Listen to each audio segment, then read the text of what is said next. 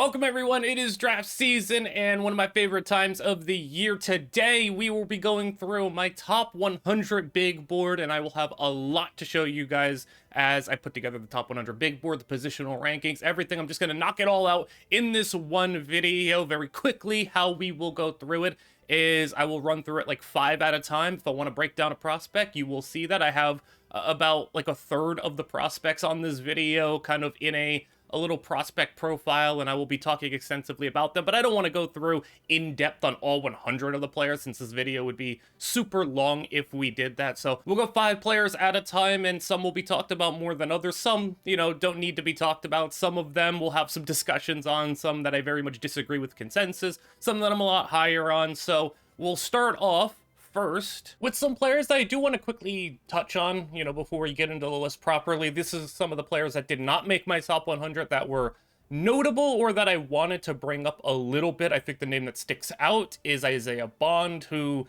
probably the most frustrating player for me over the past year. A guy who I walked into the season having like a first round expectations for, and he transfers in. He has a disappointing year. You're thinking, okay, well, still day 2 pick, has a lot of tools, a lot of potential, a lot of things to be excited about. And then it just comes out, he's this off-field issue, and, I'm not going to touch on legal stuff in this video, but, if you know about it, then obviously you'll know why there's a big red highlight over his name, and he's sitting here outside the top 100, and if not, go read up on it. But he's a player that is still super talented if he could just not be an issue in every other aspect of life, it feels like.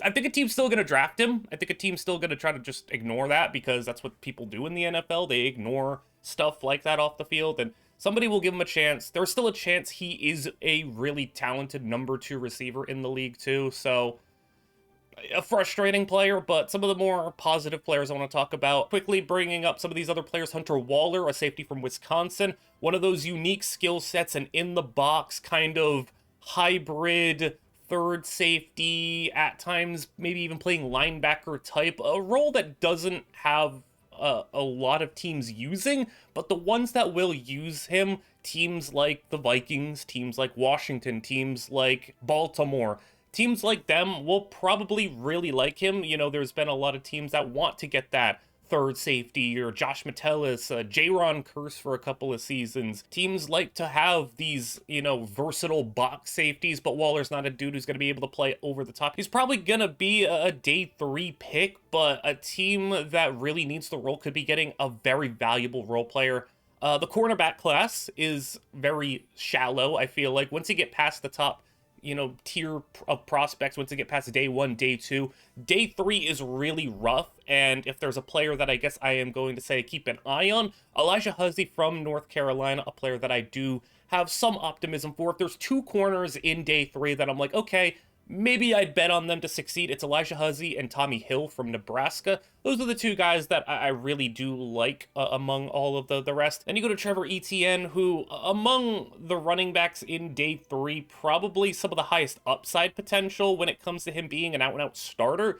A lot of these running backs that you see in day 3 are going to be split backs at best, but mostly, there was this archetype of running back that you see nowadays that they're just backups, your Ray Davises, your Roschon Johnsons, those types of guys who high floor, low ceiling. Etienne, a lot lower of a floor, but he does have a really high ceiling to be a starting running back in the league. So it's not just because he's related to Travis, but he actually does have some legitimate starting upside. But he also is one of those running backs who could very much frustrate you because he's not as safe as some of these other high floor running backs that will probably see carries earlier in their career. It's probably going to take some time with Etienne. And then with the final 2 guys outside the top 100, I wanted to save the Syracuse duo, Oronde Gadsden. If you are a fan of tight ends who just catch the ball and do nothing else, then Oronde Gadsden is your guy. If you are fine with him being probably the worst blocking tight end in the entire draft class, then I think you'll have a lot of fun watching Gadsden. Awesome hands, great just ability to catch the ball in traffic. Just such a fun weapon, a guy who is more so going to be in line as a number 2 tight end slash big slot flex player. I think there's a lot of fun potential for him, but he's never gonna be an out and out true every down starter because of his horrible blocking. So that's going to be what ultimately limits him. But as just a pure pass catcher, Gatson is so fun. And that pairs with Kyle McCord, who actually is my QB4, because I think a lot of people, when it comes to this draft class, especially coming off of last year's awesome class, they'll see these quarterbacks and it's an underwhelming class, and they're trying to maybe trick themselves into believing some of these guys are better than what they really are, or just really preying on the upside. I'm not really as into guys like Tyler Shuck, who is a much older prospect who's got a lot of injury troubles and plays kind of scared a lot of the time, in my opinion. And then Jackson Dart, who is just a complete project. Dart did not make my top 100. Shuck did not make my top 100. They are below Kyle McCord. And just off pure upside, yes, Shuck probably has higher true upside, and Jackson Dart has higher upside, but I don't think either of those guys are upsides of difference-making quarterbacks. Those are guys who could be starters, and in Jackson Dart's case, it's a complete mystery at some instances where it's like, I believe the stat was 14% of his plays were from true passing sets, where this dude just didn't play drop-back quarterback much. So the floor on those guys, I feel like, is really low, especially with Jackson Dart. The floor on Dart is absurdly low. But if you're giving me an option of a day 3 quarterback who is just going to play quarterback like play real quarterback, it's Kyle McCord. What I mean by that is a guy who isn't going to just be afraid to lose games, where so many of these backup archetype quarterbacks, your Jacoby Brissett's and a lot of these guys like Gardner Minshew and these players who just play it safe. It's a very boring style of quarterback that certain backup archetypes play, where it's just like they don't give their playmakers a chance. They don't do much. They just play it so passively because they're so afraid of losing and afraid of making mistakes. And some of that is on the coaches telling them, but some of them that's just on the players' inability to have like this great processing ability and to get to their second, their third reads and really have playmaking upside. Kyle McCord, though, if you're fine with your quarterback slinging that football left and right, up and down the field, giving your playmakers a chance, then Kyle McCord is a quarterback who excites me a little bit. Overall, the ceiling of Kyle McCord probably is that of a, at best, okay starter, but some of the traits I see in Kyle McCord are very much like a quarterback I do like a lot in Baker Mayfield, where physically not the most imposing, not a crazy athlete, not a crazy arm, but he just plays with confidence. He plays with an ability to where he doesn't care. He's just going to go and try to win you a game. He's going to try to steal games. He's going to be one of those quarterbacks who, as a backup, is going to run hot and cold. But the times where he's hot, he's going to go on a little run. I do see some Taylor Heineke, Ryan Fitzpatrick, Nick Foles, where it's like, you get them in the right spot, you get them at the right time, and they'll just kind of rip off a couple of wins, and they'll sling that football. And yes, if you are worried about your backup quarterback throwing a couple of interceptions, then maybe Kyle McCord's not your guy. But if you're fine with that, and you'll trade that for some big play opportunities, then I think Kyle McCord does have some excitement as a high-level backup, but maybe even some ability to be a starter down the line. So those are a couple of players I wanted to talk about, some notable names and some guys that, you know, could be impact players in certain roles, and also to touch on some of the quarterbacks like McCord, Shuck, and Dart, who are all outside of my top 100. So let's start off with the first 5, 96 to 100, and I think a name that's going to stick out to some people is Dylan Sampson, who I have as 97th, my number 10 running back overall. And for me, I know a lot of people have a lot of hype on Dylan Sampson, want to take him firmly in day 2. I have a 3rd to 4th round grade on him. The thing with Sampson is, for me, I don't think he does anything amazingly. He does a lot of things well. He does a lot of things fine, but he's not like this game-changing running back. I do think that he needs to improve his vision, especially, and playing in that odd Tennessee offense is not exactly the most translatable to the NFL. Less so in the passing game, but even still with these spread formations, he had a lot of open space to run in, and it's not going to happen in the NFL. The spaces are going to tighten up a lot more. And he needs to get better, because even though his vision was okay at times at the college level, it's going to need to get so much better. things are tightening up in the NFL, and I don't think Sampson possesses this difference-making, explosive ability. He's got good speed, good burst, but again, no truly elite traits to separate him at the next level, to where a lot of these running backs do have elite traits, and I just don't think Dylan Sampson possesses anything special.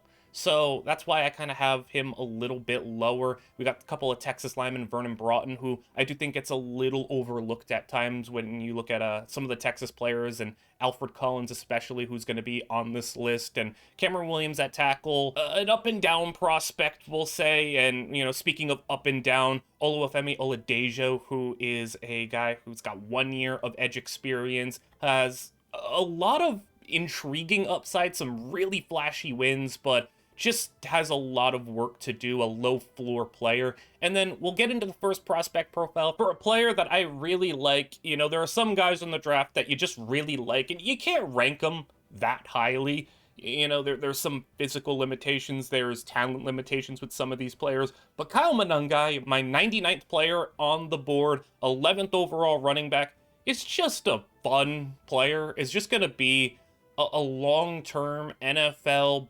backup number 2. Maybe at best he could be in a split rotation. I think it's more so going to be just a really high level number 2 running back. He is a player who I think his role in the league is going to be as just that closer. And when I say closer, I mean closer at the end of the game, closer at the end of the drive, closer at the end of the possession when you're at the goal line. This is a guy who's going to find the end zone, find those short yardage plays, and he's going to close games because in 700 plus career touches, this dude never fumbled the football. He's got this nice contact balance, a low center of gravity. He's hard to bring down at 5'9", you know, close to 210. He's just got that fun build of a running back who's just like that bowling ball. Now, obviously, like I said, there is limitations. He's not a great pass catcher. He's going to have his only role on third downs is going to be as a pass blocker. He's not the most explosive player. He's not got that elite one-cut ability. He's not going to have this breakaway speed. But if you need a guy who's going to be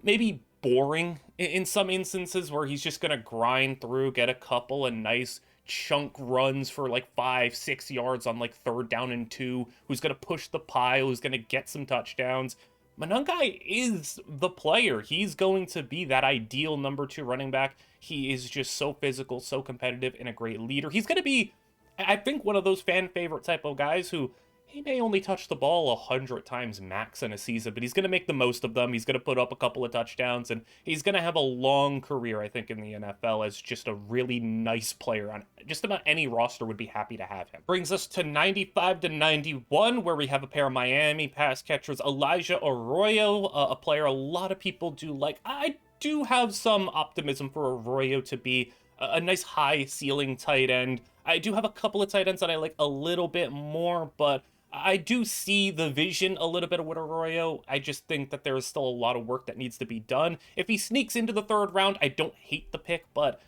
there's a lot of work to be done with a couple of these players on this grouping, because then we go to Jalon Walker, and among players that went into the season with a lot of hype, I think there was a couple of guys that really just tanked their draft stock for one reason or another.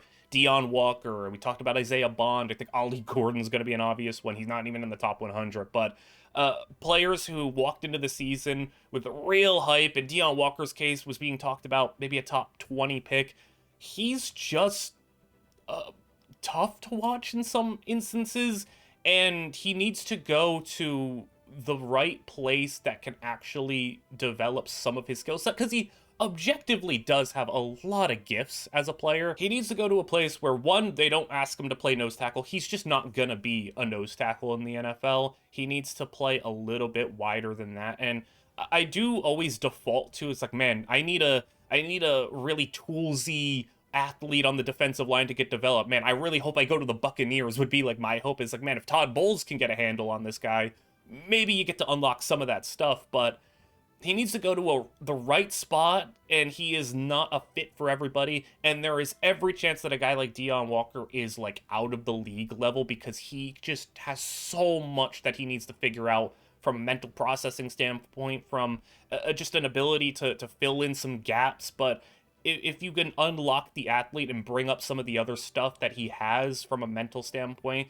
he could be a really quality starter, but just a really polarizing player. Then you got Xavier Restrepo, who is my wide receiver 16, a player who I very much think is going to go as like one of these really productive, fun college players, but I don't know how effective he'll be in the NFL. I know the 40 time is not exactly what worries me. He was running injured. I don't think he's a 4.8 speed guy, but I do think he's probably like maybe 4.6. Like, I don't think he is got NFL speed at the receiver spot while also not being the biggest guy. He's going to be a really smart player, a player that I think will stick on NFL rosters for a long time because he's just so smart, so good at being able to work with the quarterback, work and find those open spots in the zone. He's going to be a very nice wide receiver 4 for a lot of teams. I just don't know if he ever has the ability from an athletic standpoint to be a starting true, definitely not a number 2, but maybe a number 3 is what he can end up becoming. Then we go to, I want to skip over, Milroe for a second because that's a prospect profile that we have to break down. And then to touch on Landon Jackson real quick, a very high motor, smart, effort player who I think could eventually, in this deep edge rushing class where he's kind of gotten lost in the shuffle a little bit, be a nice number 3 for your team. But I think an important player to talk about here is somebody who oddly got an invite to the draft this year. Usually when a player gets invited into the draft, like to actually attend, it's with the assumption that they're going to be selected.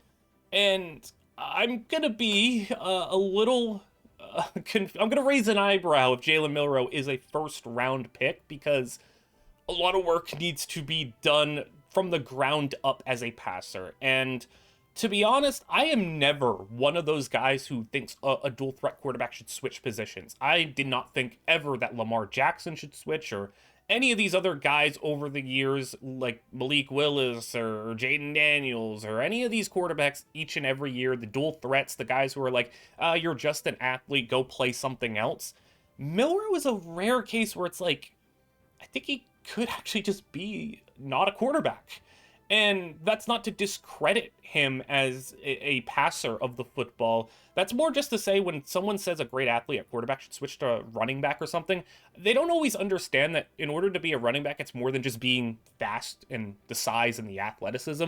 You need to have running back traits. You need to have the vision. You need to have some power. You need to have some ability to actually take on the hits that come with being a running back. The thing is, Milroe actually does have really good vision, some power to him. Like, he actually has the athletic profile of a really nice running back. Now, ultimately, he's going to get a shot to play quarterback. And when it comes to what he does well, he's got the NFL arm. He's got enough arm talent to be an NFL quarterback. Just everything else is an issue. His processing and decision-making is questionable at times. His anticipatory throws are non-existent, in some instances. Like, he just doesn't throw a lot of guys open. He doesn't have the sense to work in structure. And I'm concerned that if he goes to a team that doesn't have this great offensive line as well, like, he just takes too many sacks. And he does have some instances where he'll bail too quickly. He gets a little antsy under pressure, and I just worry about him as an in-structure thrower of the football. And even then, out of structure, he has some good plays, but he's not like special outside the pocket where, we'll bring up a guy like Cam Ward later on, where Cam Ward is like crazy level improviser and crazy levels outside the pocket with throwing the football. For me, Milroe, I think does have a future in the NFL. I think he actually could be in the Taysom Hill type of role where it's like, this dude, you put him on the goal line in like a wildcat package, snap him the football, he'll find the end zone. He has 33 career rushing touchdowns. He knows how to get the ball into the end zone. He has, enough ability to throw the football if you want to run a trick play. And he genuinely does have really good abilities as a runner of the football if you wanted to make the transition to running back. Now, if you're just projecting him solely as a quarterback, I think his ceiling as a quarterback is probably Justin Fields. Fields, similar in the sense that great athletic profile, really nice arm, but everything else from the mental processing, the decision making, the anticipation, the mental between the ears that you need to play the quarterback position just limits him, and that's just a low end starting quarterback. So a team, if he goes first round, I'm gonna be confused because they're really banking on a lot to go right, just for a guy that I still think is maybe not ever going to be a quality elite level starter, but I think a fun rushing threat at the very least, and a guy who will stick around as just an overall athlete in the NFL, I think. So we get to go 86 to 90, and there are some players that I am very interested in this group. So we start with Ozzy Trapillo at tackle. You know, what I did was, for offensive linemen specifically, nowadays when it comes to scouting prospects, offensive line is more positionless than ever, because it's funny how you can go and play as a 3-year starter in college at tackle, and then you get to the NFL and you never play tackle again. Like, that's just what it is. And if I were separating these groups, it'd be hard to like pinpoint, like, this guy, yeah, he played tackle in college and he can play tackle, but he's probably better as a guard. And then, you know, it'd make the offensive line interior rankings very weak because there's not a lot of true interior players in college anymore that are being high draft picks. So I just kind of combined your just offensive lineman number 15 is Ozzy Trapillo. Trapillo, though, will be one of those guys who's more of a true tackle at the NFL level. Play tackle in college, will probably play tackle in the NFL. And then we got a pair of receivers here. Isaac Tesla at Arkansas was a guy who really blew up the combine and had such an awesome performance. And there's obviously the tools there. It's just, can you figure everything else out? 88, Trey Harris, a player that is very divisive. Either you love Trey Harris or you hate Trey Harris. I won't say that I hate him, but with a true third-round grade on him, I'm not in love with him as, like, this, you know, people like to say, like, oh, the speed, the Ole Miss receiver, he's like DK Metcalf. I don't think he's DK Metcalf. I've heard people try to throw that around, and he's not that. But if you are fine with a receiver who probably isn't going to be an elite separator with a diverse route tree, and who's going to have to do a lot of his work with contested catches, then yeah, I mean, he's going to be able to put up some highlight reel grabs for you. But if you're fine with that, and you know, you can get the route tree a little bit more diverse, get him a little bit more polished in that regard, then yeah, I'm sure he can be a starting receiver. It's just there is a lot of concern, especially with considering the fact that a lot of his production this year came against the lesser competition. You know how the SEC works. You play the first half of the season, you basically play like 4 FCS schools, and then maybe you'll slide in a couple of conference games in there. But you know, he played the first part of the season, didn't play the tough parts of Ole Miss schedule. He didn't play all of the difficult games that the SEC has to offer. So he didn't get to do the most against competition. And, you know, getting banged up obviously does hurt his evaluation, because you would have liked to see what he could do in his final year against some of those top players and top prospects in the nation, against the top opponents in the SEC. So I don't hate Trey Harris as much as others, but I'm not in the belief where I'm taking him early day 2. You know, he is more just, like I said, a 3rd round grade for me. Then I will go to Danny Stutzman, who linebacker class kind of stinks a little bit, but if there was a linebacker outside the top 2, which, you know, consensus top 2 is going to be what my top 2 is, but if there's a third guy, Danny Stutzman is the one that I like the most when it comes to upside. And there's not a lot to talk about with linebackers when it comes to not like top tier guys, because a lot of linebackers, I mean, some colleges don't even use proper linebackers. They just use athletes and throw them in the middle there and just say, figure it out. And when you get to the NFL, you have no idea how to call defenses. It's one of the most mentally taxing positions, while you also need to be a good athlete, while you also need to be able to play in space. You need to be able to cover, fill the run. And you can count on a couple of fingers how many linebackers in college football actually do that at a high level. Stutzman, though, gives me a little bit of excitement to believe that he could be a true starter for a team. But obviously, with any linebacker basically outside the top 2, it's going to be a process with them when it comes to Stutzman and Knight and all these other guys. I mean, it's so many linebackers. The college level needs to do better at giving the NFL some linebackers. But I'm here to talk about a player that I really like, and that is cornerback Nohl Williams. I have as my number 12 corner in the class, a 3rd round grade. And as we'll see with the rankings when I get to like the next, you know, 10 players, I don't have them too far off of a certain other corner that I'm a little bit lower on. When it comes to cornerbacks that I like, I love a corner who will get in your face, physical, man-to-man. And for a guy who 5 years of experience and has been a starter for most of his career, still 22 years old. He's going to be turning 23 during the season, but I mean, to get that much experience, when you usually talk about, oh, this guy has 5 years of experience in college, you start to roll your eyes and be like, oh boy, he's like 24 years old. Like, no, he's still 22 at the time of the draft, and he's got a lot of experience under his belt. Great ball production over his career, 14 interceptions, and like I said, a physical player who gets in your face. He's 6 foot, about 200 pounds. And yeah, he is going to be a guy who may need some help at times with his long speed. A 4.5 flat 40 is not amazing, and if you get out there on an island against a guy who runs a 4.3, maybe it's going to be a little bit of trouble, but I think he can hold up well enough. And you know, the issues that I have maybe with him is because he is a physical corner. You know how it goes in the NFL. If you're a little bit more physical at the cornerback position, you get called for penalties at a alarming rate, and it feels like at this point cornerbacks can't even play. So if you're worried about saying, hey, like, I don't even want to touch physical corners in the NFL anymore because if you breathe on a receiver the wrong way you get called for a flag, then I understand that. But for me, I'm never going to shy away from propping up, you know, a physical corner who's actually got some true upside as a player who doesn't get talked about nearly as much as I feel like he should. You know, there's a certain other quarterback in Azaraye'h Thomas who we'll get to who gets propped up a lot. And, like, I understand it, but it's like, this guy can play too. And I actually do see a starting cornerback in the NFL. You get him in one of those man coverage systems. I think that a lot of teams would really like to have him. Now, you can also say, though, teams just don't play man that much anymore. You know, majority of systems just play 70% zone plus. Like, zone is the thing that you need to be able to play. So I understand if you're worried about that, but if you need a man-to-man corner, I really like Nohl Williams, even in the 3rd round. Still sticking with 3rd round grades as we get to 81 to 85.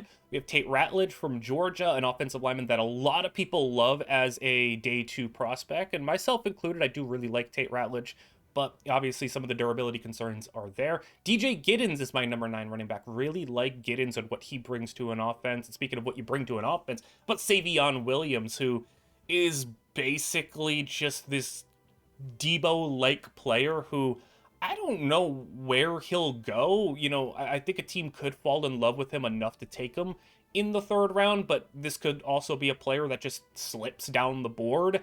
And if you can find a role in your offense for a guy like him, then yeah, I mean, put him in the Debo role and he could be a really fun, limited touches a game player, but not everyone uses that, not everyone values that, so it's going to be interesting to see where teams put a premium in the pricing on Shavon Williams. Will they take him in day 2? Or will they see, you know, maybe he doesn't have true upside as a legitimate, true wide receiver. He's more just a gadgety weapon that we'll just, you know, take later on. Jack Sawyer, I mean, a lot of people will look at that and say, like, man, Jack Sawyer down at 82.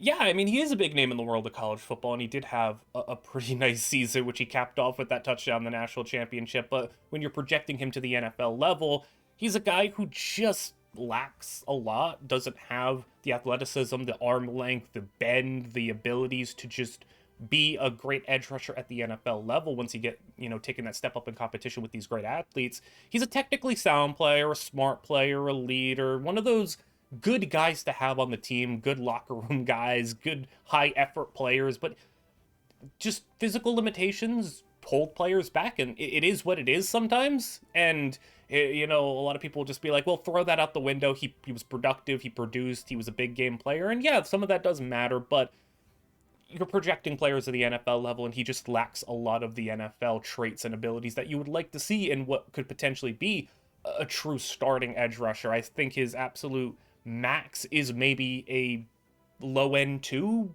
maybe an okay 2, but probably a low end number 2 edge rusher, but a really quality number 3. I didn't have a player in that grouping that I was like dying to make a prospect profile about, and as we get higher in the list, I'll break down more and more prospects, but I'm not going to go super in-depth into like why this 3rd round offensive lineman's going to be a star or not, or whatever the case is. But getting from 76 to 80, I think a name will stick out, and that is Azaraye'h Thomas.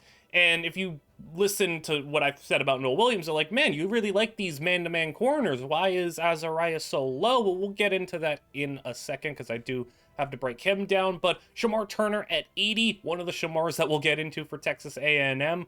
And, you know, it's hard to, it's frustrating with Texas A&M D linemen. We'll talk a little bit more about it with Shamar Stewart and Nick Scorton, but the way Texas A&M uses their defensive linemen is puzzling. But Anthony Belton from NC State, my offensive lineman number 12. Gunnar Helm, I think a really solid tight end option.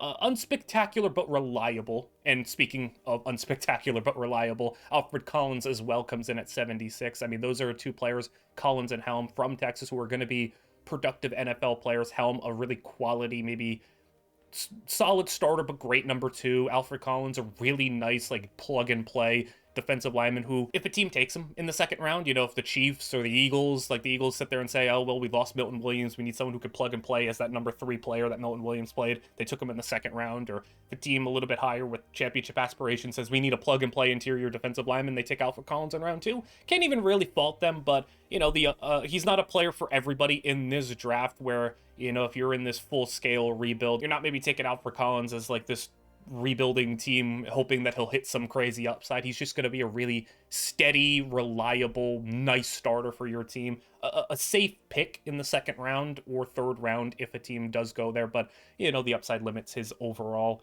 profile when it comes to being a high-tier prospect, because it'd probably never be like a Pro Bowl All-Pro player. So I do feel like I have some explaining to do. It's like, why were you talking all this good about Nohl Williams, and then, you know, you like these man-to-man corners, and then Azaraye'h Thomas is all the way down here at 79 as a third-round grade? And I think the biggest thing about that is Nohl Williams ran a 4.5 flat, and I know you look at Azaraye'h and you say 4.58. It's not that big of a difference. Well, that is a pretty substantial difference when you go from 4.5 to almost 4.6. And the thing is, Azaraye'h is even maybe a little bit slower watching him. You know, you say 4.58, 4.6 40, but like, you could tell he has a lot of issues with his athleticism. And he's also one of these rare cornerbacks where, how many cornerbacks are as slow as him with his play style in the NFL? A lot of slower corners are more off-zone corners to compensate for their inability to have this great long speed. How many corners, though, are physical press man-to-man corners with near a 4.6 40? Not many. And I think he's a player where if you're playing this over-the-top defense, not a lot of teams are running, you know, 2 safeties up top in man coverage. A lot of teams mostly will have 1 safety up top. Well, that safety is going to need to be over Azaraye'h Thomas's head, because you put him out there, and I'm not even saying he needs to go up against Tyreek Hill or Jalen Waddle. I'm not going to say go up against the Dolphins, but you put him out there against just a really dynamic deep threat wide receiver. It doesn't even have to be an elite one. You know, he gets off the line and he's just gone. You know, he is the definition of, if you're leaving Azaraye'h Thomas in the dust. And for a guy who's getting some second round hype, I think the hype has kind of cooled down on him after the you know, the Senior Bowl and the Combine and everything, but still, I have a lot of concerns. The thing is with Azaraye'h, though, you get him in, like, the red zone, you get him where he can't be beat up over the top, he's going to be an awesome corner. Like, if I could draft him and only play him in the red zone, like, yeah, heck yeah, I'm playing him in man-to-man coverage in the red zone because he can't get beat up top. In that short area, he's going to be so good because he's such a sticky man-to-man corner. But you put him at, like, the 50-yard line or beyond that, or you put him in a situation where he can get beat up top, a receiver is going to run by him. And that's just unfortunate, because if he were just, like, 4.48 instead of 4.58, you're looking at, like, a guy who I'm like, maybe he's a first rounder. But he's just not fast enough. And I made this mistake last year where I talked about Kamari Lassiter, and I said, Kamari Lassiter, like, I'm not taking him in the top of the second round because Kamari Lassiter is, like, unplayable on the outside. And I was right in some aspects, but wrong in others, where I'm like, yeah, you can't play Kamari Lassiter on the outside because you can't put him in man coverage, and you can't do this, and you can't do that. But Kamari Lassiter plays off zone. Yeah, Kamari Lassiter ran like a 4.6 or whatever it was, but he's an off zone corner. He has a lot more room for error, and he has a lot more room to break on passes, and he has a lot more of a head start when it comes to his positioning Azaraye'h does not have that. He does not have off-zone ability, and regardless if you like it or not, a lot of teams in the league, most of the defense that is being played is off-zone coverage, and when you have a guy like him sitting back there, he doesn't have the experience in off-zone, nor does he have the speed to really be a dominant press corner, where if he doesn't win that initial block in the first 5 yards, he's gonna get beat. And that's just unfortunate, because I really like watching him when he's in these short areas, because he's so good in man coverage. If there is a player in this draft where I'm like, yeah, I could see myself being wrong about him, it could be Azaraye'h, because maybe he is just an outlier. But if Azaraye'h came in the league 10, 15 years earlier, oh my goodness, he'd be right there with the Legion of Boom. Like, the Seahawks would be all over this dude. He's just not coming into the league at a time that is beneficial to him. He's coming into a league that is off zone and a lot of speed and a lot of open space, and he is just a complete opposite type of player. I am rooting for Azaraye'h. This isn't even like hating on him. You know, this is a player that I really want to succeed, because I think he could be a really fun player, and he's my type of quarter if he does it. But you have to understand some of the negatives that come with taking a guy like him. I do think I want to apologize in advance, because this section of the video is probably where I'm like the most negative. And this isn't going to be a video where I just tear into prospects, because that's just not fun. I want to generally talk positive about a lot of these players, but there's a couple of players I just don't see the vision on as much as other people. And it's not like these are like steaming hot takes, but like, I will also say everything that I do say in these videos is very much stuff that I believe. You know, a lot of people will just say like wild stuff to like interaction bait and rage bait people and all this other stuff. Everything I say, I do genuinely believe that the things that I say, these aren't just takes for the sake of takes. But, you know, my 75th player is Jalon Walker. I'm just not a Jalon Walker guy. Starting with Jalon Walker, who, like I said, 75th, my 13th overall edge. I do have them listed as an edge, not a linebacker, because he is this hybrid player who is, you know, some teams may play him at linebacker, some teams may take him to play edge, some teams will have him play both. You know, the words Micah Parsons have floated around as a guy who can play inside and outside. I think it's a little crazy to say some of the things that have been said about Jalon Walker, because starting with the positives, I'll say, you know, just to be nice, he's a really good tackler, like one of the best tacklers in this draft. He's a really good wrap-up tackler. Once he gets you in your grasp, you're not going anywhere. And if he were to play straight-up linebacker, he's one of the best pass-rushing linebackers in the league day one, probably. When it comes to a guy who you can line up as an off-ball linebacker and just shoot right up the middle, he's going to be one of the best at that in the league. That is his role, and that's where I think, though, it kind of stops, is he's, to me, a really good role player. Like a really quality number 3 edge slash, like, number 2 linebacker who's going to have versatility and the ability to do a lot of pass rushing things from different alignments, but not a guy who I'm drafting top 10 overall and lining straight up at edge and saying, hey, this is going to be our edge rusher of the future. You know, this is a dude who played a lot of off-ball linebacker. You know, he split his time off-ball, edge rusher, a lot of different positions. And when it comes to the interior pass rush, like, yeah, I think he's a really athletic pass rusher from the interior and will get around a lot of guards or centers. But when you line him up at the edge, he becomes a very average athlete at the edge rushing spot when it comes to his overall bend. He doesn't have a lot of bend to get around some of these great pass blocking tackles, nor does he have like a profile of power or a pass rush like move set. He doesn't have a move set of pass rush moves because the fact that he just hasn't played a lot of edge rusher. So, you know, you're betting on him to develop the pass rush. He's already not like this crazy bendy guy on the outside with this freakish athleticism. He's got good athleticism. Not to say he's not a good athlete. He's a really good athlete, but he's not like this special athlete. You know, he's not one of these guys who you're taking saying, oh my goodness, like he's going to be this special, you know, Micah Parsons type of player. And even just to take a step down, I don't think he's going to be Frankie Louvu. I don't think he's going to be anywhere like that. I do think, you know, the low-end comp that is floated around for him is Devin White, and I do think Devin White's kind of more what I'm in line with thinking, you know, from a linebacker comp. A guy who, one of the best pass rushing linebackers in the league, was drafted based on his athleticism, and right now he's still one of the best pass rushing linebackers in the league, but he's struggling to find a job. He got cut, and after Tampa Bay, he just can't find a place because outside of blitzing, if you line Jalon Walker up at linebacker, he can tackle, but he isn't the best, pursuing. He's not the best, getting to the ball carrier. Once he gets to the ball carrier, he wraps him up, but he's not always the best at getting there. And he's a non-factor really in coverage as a true off-ball linebacker.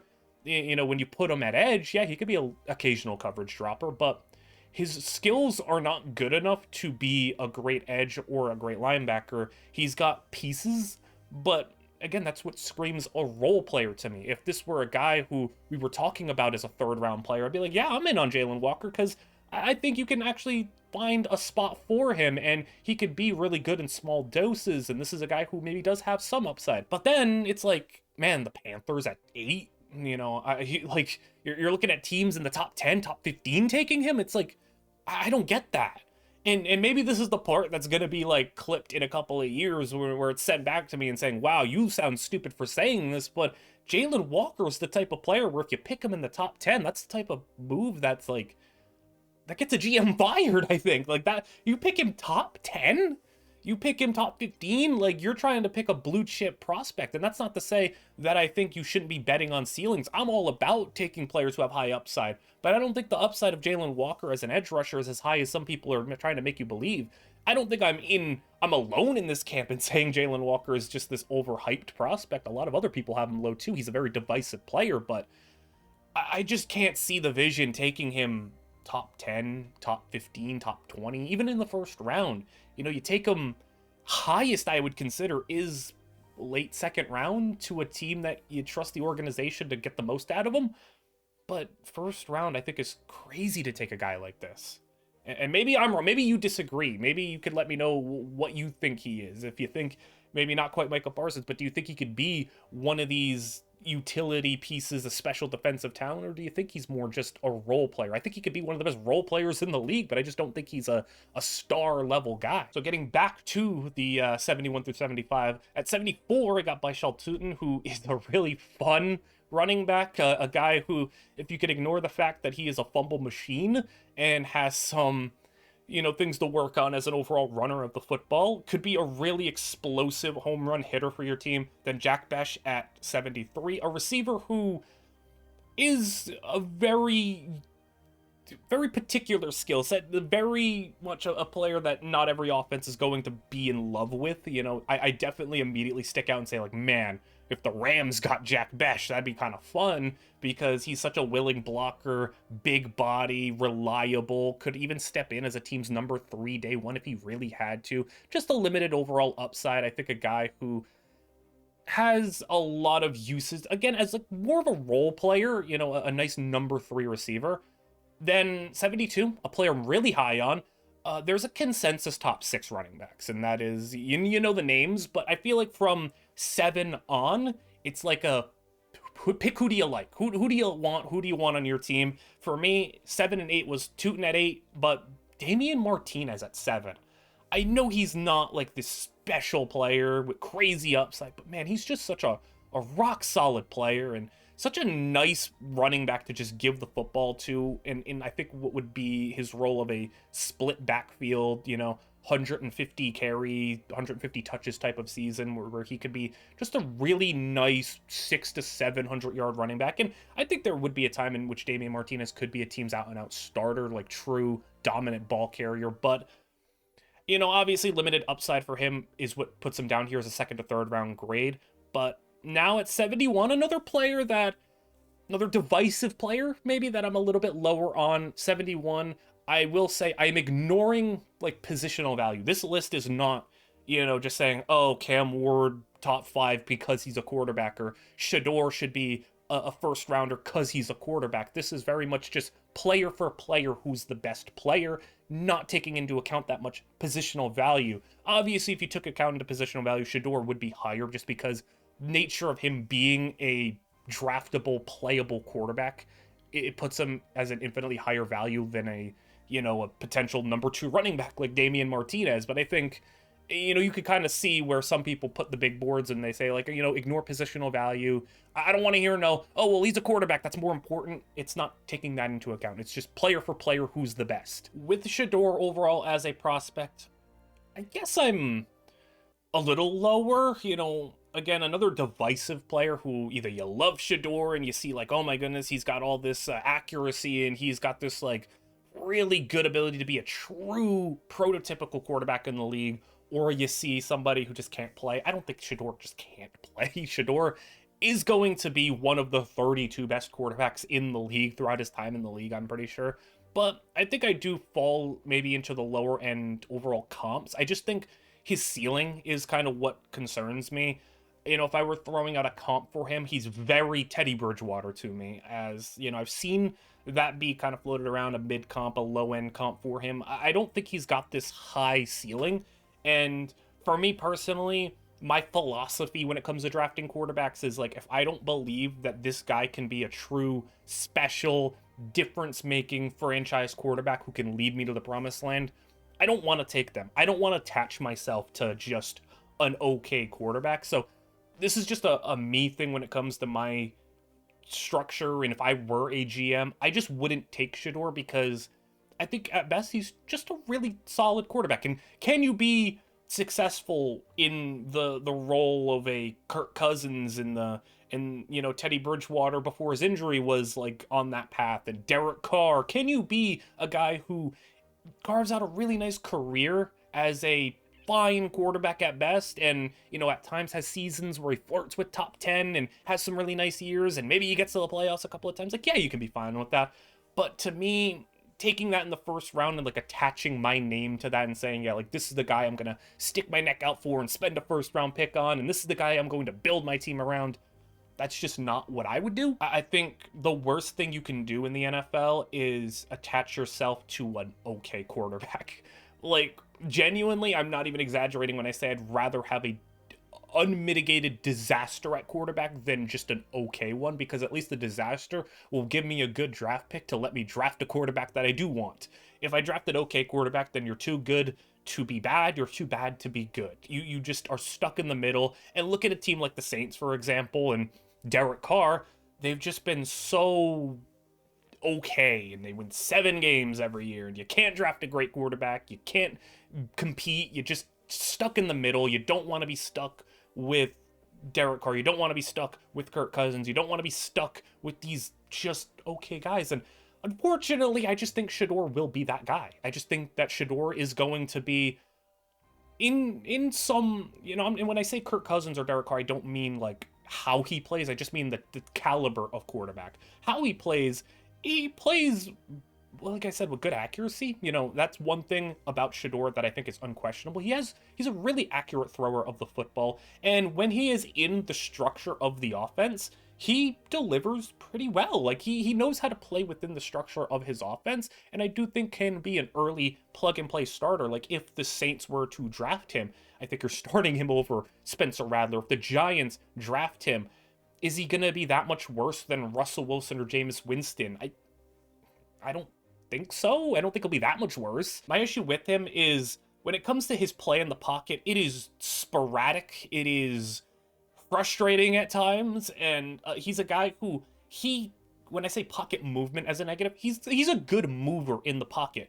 The pocket movement negative is not how he moves, it's when he moves. He doesn't know when to move. He doesn't feel the pressure that well. He does not navigate the pocket and go to the right areas. He knows how to move the pocket. And when Shedeur, feels the pressure right and navigates the pocket, it looks really nice. And then he has the good accuracy to deliver some really good plays. But most of the time, it's a lot of sack taking, a lot of running into pressure, a lot of not moving soon enough, moving too late. It's just a lot of ugly. And yes, he played behind a bad offensive line, but a lot of that is still on him. Where he just doesn't have a good feel for pressure at times, and I worry if he goes to a team with a bad offensive line. And then he does objectively have some hero ball plays where he feels the pressure and he panics, and then Travis down there somewhere and just throws it up to him or Jimmy Horn or Wester or something. He's just throwing it up to one of these guys, and sometimes, like, hey, it looked pretty nice because you're throwing the football to Travis Hunter, and Hunter's going to make a crazy play, but you're not going to have Travis Hunter in the NFL, probably, unless, like, something crazy happens and the Giants end up with both of them. But, like, you're not going to have Travis Hunter. You're not going to have maybe as bad of an offensive line, at least. So maybe you could say that's a case to be a positive for him, that you would think his offensive line's going to be better, unless he goes to, like, the Rams or something, or whatever. But I think that with Shedeur, you're getting a pro-ready, plug-and-play, solid but never great quarterback. And can you win with solid? Yes, but are you scared of solid? Are you scared of an okay quarterback? No, and that's ultimately why, me personally, I'd avoid him. But a team like the Steelers, a team like the Giants, maybe the Browns, I've heard rumblings of the Rams being interested in a quarterback. A lot of these teams, they may take him, and you could do fine with him. But I don't know. Maybe you think he has a higher upside than I do. I guess that's my holdup on Shedeur, is just the overall upside of him being a truly great franchise quarterback. We're on to 66 to 70, and like I said, when, you know, we got to a couple of prospects ago, I said I'm going to apologize for this being like the most negative section. I tried to be pretty objective with Shedeur and like Azaraye'h Thomas and some of these other guys, where I'm just like not as big on them. But I see the world where Azaraye'h can be good. I see the world where, you know, Jalon Walker has a path to being a success. I do very much think Shedeur is a starting quarterback in the NFL. But there's a player here on this list that you could see, another one that I'm lower on, and this is kind of like the end of that little run. It's just kind of how my board shook out, where it's just like these couple of guys that are going to get first-round hype. Jalon Walker, Shedeur, and some of these other guys. Azaraye'h not going to be a first-rounder probably, but like some of these guys who are very much liked in the draft community. Number 68 for me, Emmanwori. We'll break that down in a little bit once we get to these other players. I do have his teammate, TJ Sanders, a player I do really like. Sanders, I think, could be a really fun complementary piece on your defensive line. He's my number 70. Dorian Strong, my number 10 corner. I think it's a very reliable, just solid, never will be a number 1 corner, but can be a really nice player for you. Omar Norman Lott, a player who's kind of fascinating. A guy who just did not play much in college when it comes to defending the run. I love the stat of him just like having like, what was it, like 80 snaps against the run, like, or something, or 50 snaps. Like, he just doesn't play against the run. You just don't know what he's going to be. But the flashes he shows when he does play, especially in the pass rush, special. And he's a complete wild card player where I'm not going to be shocked if he goes in round 2, but I'm also not going to be shocked if he goes all the way in day 3. I think there's enough there to bet on him being really fun. Then we go to 66. My number 11 wide receiver, Kyle Williams, who's very much loved in the draft community. A player who has kind of shot up a lot of people's draft boards. A player that I do like to an extent, maybe not as high as some other people. I've seen some wild stuff on Kyle Williams where they're saying he's like wide receiver 6, 5. Like, I like him, but he's far from a finished product. And I do think he's got some things he could really improve on, but I do think as a mid-day 2 pick, if someone took him in the second round, I'm not mad at that. As someone I'm more so looking at the early 3rd round, I think could be a really nice a piece for an offense. But I guess let's get to my number 5 safety in Emmanwori. And I will say, I see all of the upside. The thing is, like, when you say what his ceiling is, I put superstar. Like, he can be a superstar player. I see it. I see what you are seeing with the 40 time. I see the 6'3", 220-pound frame who's fast and can jump out the gym and who's got a lot to him. I don't see a lot else other than the athleticism, because when you are comparing him to a lot of people, I think a lot of people need to understand that the comps that are going around are like, oh, he's like Derwin James, or he could be like Kyle Hamilton, but even faster, or like this or that, or like the comps on him are absurd. And the thing that is an issue is players like him and players that he's being comped to play a role that he didn't play in college. He did not play much in the box. He played a little bit, but like he was not put in that star role. He was not put in that role that Kyle Hamilton, role that Derwin James, role that even lesser comps. I see a lot of Jeremy Chin. He didn't even play Jeremy Chin's role that much. He played straight up safety. He did not play box safety and was allowed to roam the middle of the field, that intermediate part, that 10-yard, guard the sticks, make a play type of role. He was not given that. So I think that works to his advantage in terms of evaluating in some aspects where people are like, well, he didn't do it. That doesn't mean he can't do it. But there's always this question where it's like, did a player not do something in college because he can't do it or because he wasn't asked to do it? And if the general answer is just, he wasn't asked to do it, but he can do it, then maybe my evaluation is going to be too low on him. But when you don't see somebody fill their role in college that you project to the NFL level, where it's like, this guy's going to be this at the NFL level, but he never did this in college, it makes it hard for me to be like, oh yeah, that's a guy I'm spending a first round pick on. He's got the potential, obviously, he's got the athleticism, but to me, for as fast as he is physically, I think he's got this slow mental first step. His first step is explosive when it comes to his speed, but when you watch him play in his deep safety role, he's so slow to react to the run. He's so slow to process. And for as fast as his first step is, with that 4.38 speed and that great 10-yard split and the athleticism, it's kind of nerfed by his processing and mentally, because while, yeah, that first step is explosive, mentally it comes a hitch slower because he's slower to react to the run. He's slower to read the play in front of him. And maybe that's something, again, that just comes with experience, or maybe he just doesn't have that overall mental processing. If he can get the mental down, then yeah, he's going to be pretty special. And I know the general thing is, yeah, I'm going to bet on the physical and hope he develops the mental, then bet on a guy who's got all the mental but doesn't yet have the physical, because physical, he's not gonna, Xavier Watts is never gonna get faster. Some of these other players are never gonna get faster. You can't teach the 4.38 speed. You can maybe make a player smarter. I understand that, but I just think in general, he's really slow to react. He doesn't have the box experience, and I mean, objectively, he's 6'3", 220, and because of that, his lateral movement is stiff. He's just a stiff mover because that size and that frame. Straight line speed is there, but the side-to-side movement isn't. He's not as rangy because of that lack of side-to-side movement. And a thing that I, put down as a negative, I don't have it here on the screen, but he just also doesn't play to his size at times. Like, you would think 6'3", 220, he is physical, he is hard hitting, or he is like an aggressive player. He plays a little soft at times. Like, and again, I don't know if that's down to South Carolina just horrendously misused him, or he just is a softer player who can't play in the box. But from what you see at South Carolina, everything that you're projecting him to be as a first rounder is completely hypothetical.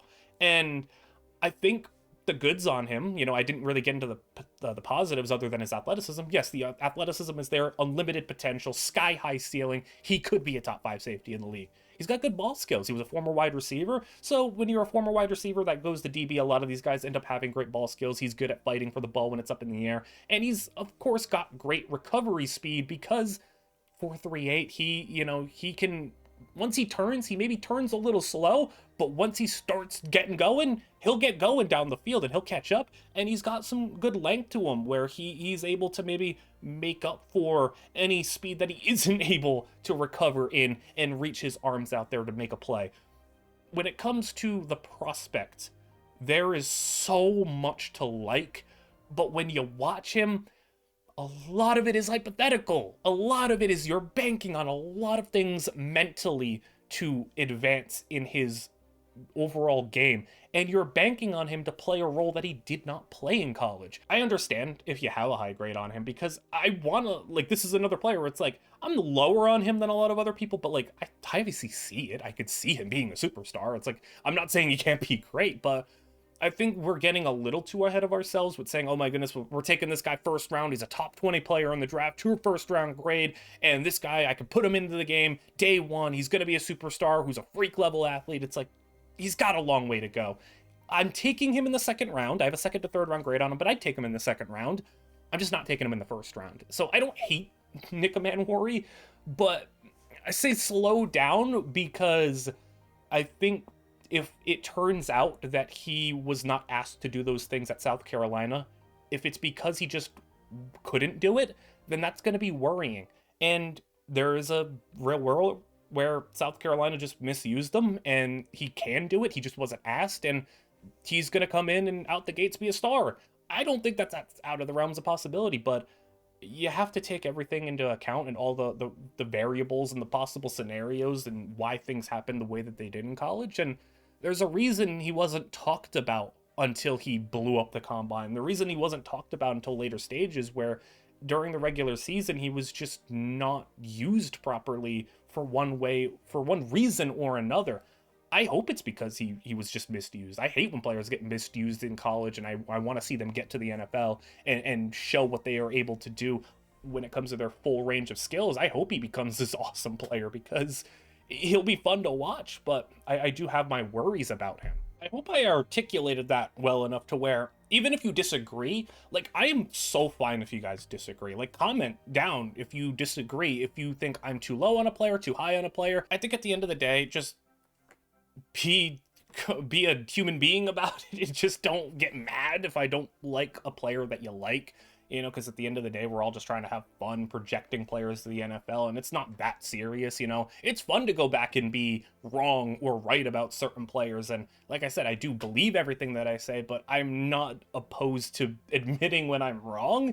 And there are players that I was wrong about last year, there's players that I was right about last year, so let's just have fun with it. So, not get angry. I know a lot of people get like really angry if you hate their favorite player or something, but I don't hate any of these players, maybe except the bad people off the field. But, in terms of on-field products, I don't really hate any of these players. It's just, I'm lower on some than others, but there are some players that I'm also higher on. So that was maybe the more negative section, where it's like Emmanwori was a little lower on, Jalon Walker was a little lower on.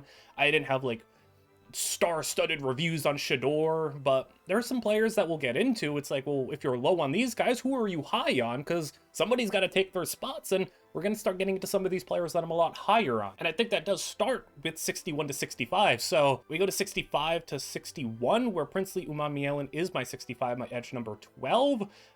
64, this is going to be one of the players that we get into. Tory Horton, player I like a lot, but I'll, pause that conversation for a moment. 63, Carson Schwessinger, who I hope, that's a hard one to say sometimes, Schwessinger, but he's my linebacker 2, a lot of people's linebacker 2. I like him. He's going to be a really nice player in the league, but, linebacker class as a whole, him and Jahad Campbell are the only two really worth talking about. 62, Darius Alexander, one of those ready-made, draft in the second round if you're a contending team type of players, who I think if he goes to one of these Super Bowl contending teams, he can plug and play early on. I said this a little bit with like Alfred Collins, but Alexander, an older prospect who I think has the ability to give you day one reps, but overall probably won't have the longest career with the highest upside, but a very nice day 2 player. And then 61 being Braden Swinson. But let's backtrack a little bit to Tory Horton. I really like Tory Horton, and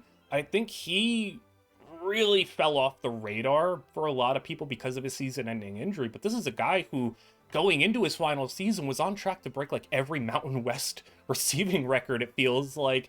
And then he has a season-ending injury, and when that happens, especially for a guy who isn't like an out-and-out star prospect, just kind of gets forgotten about and then gets kind of pushed down. And, Horton was a dude who probably, if he stayed healthy, stayed the course, would have been a pretty easy day 2 pick. And now it's like, will he go day 2? Will he maybe sneak into round 3? Maybe he goes round 4? But I still see a lot here to like. He's my number 64 overall player. I think having Tory Horton as my 10th receiver is probably higher than like 90% of people, but I really like what he brings to the table. I actually think he has an early impact type of potential for your team, to where he can play early on in his career.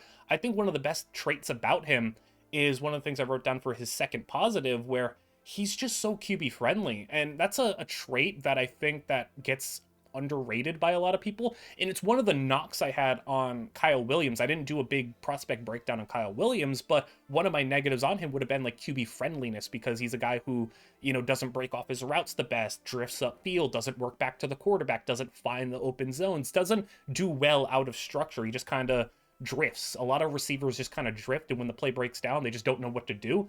Tory Horton knows what to do, knows where he is at all times. He's such a smart player, and I love that he is able to go. And I think why he can be an early impact player is I think a quarterback is going to work with him in practice and be like, man, I can do stuff with this guy.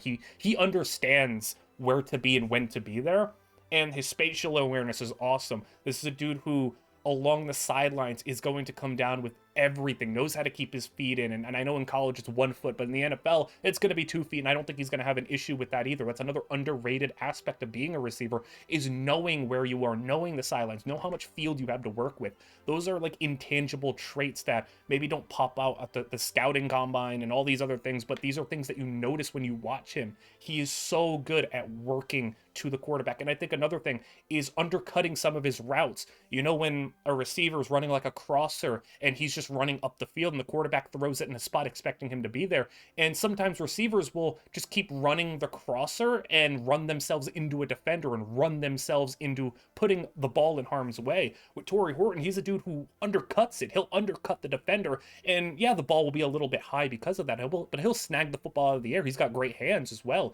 He's just one of those really smart players that I love to see, and I think is so NFL ready. Again, when it comes to him just being forgotten about because of his injury, I know there's obviously going to be some knocks on him. He has a slimmer frame, you know, being 6'2", 196. He maybe does give you some concern because he got hurt and he's a smaller player at 6'2", you know, being under 200 pounds. So press coverage is going to be an issue for him. And his route tree at Colorado State wasn't anything spectacular. He didn't run the full tree and have a bunch of diverse routes to his game, but it's not that he couldn't run it. You know, when he did run the routes that he ran them pretty well. And this is another instance where, can he not run the other routes, or was he just not asked to?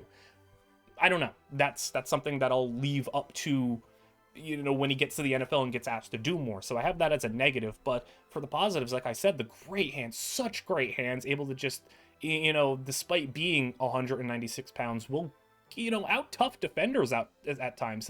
He'll be really tough to, you know, guard, because another underrated intangible part of being a wide receiver, late hands. And if you don't know what late hands are, it's when, you know, you're going over the shoulder and the ball is thrown up. And defenders nowadays, when they play the football, they watch the receiver's eyes and they watch their hands. And when they move their hands up to go and catch that football, or when they look that football in, that's when defenders will start swiping at the football. The later you can have your hands come up, the less time it gives defenders a chance to make a play on the football. He's got great late hands where that ball, like, as soon as it's about to hit him, the hands come up and the defender can't react to it because it's just so quick. Those are a lot of intangible, like, hard to put into an athletic measurement that makes him, I think, a really good receiver. Obviously, he's not without his negatives. That's why I have a 2nd to 3rd round grade on him, but he's a guy that I think has so much to offer to an offense and never will have #1 level upside, but I think he can be really quality #2. This is one of the guys I'm betting on in this draft, and maybe I'm going to be horrifically wrong. Maybe he's just going to be 196 pounds, injury prone player because he's coming off an injury. He's smaller. He'll struggle with the physicality and he'll get hurt a couple of times.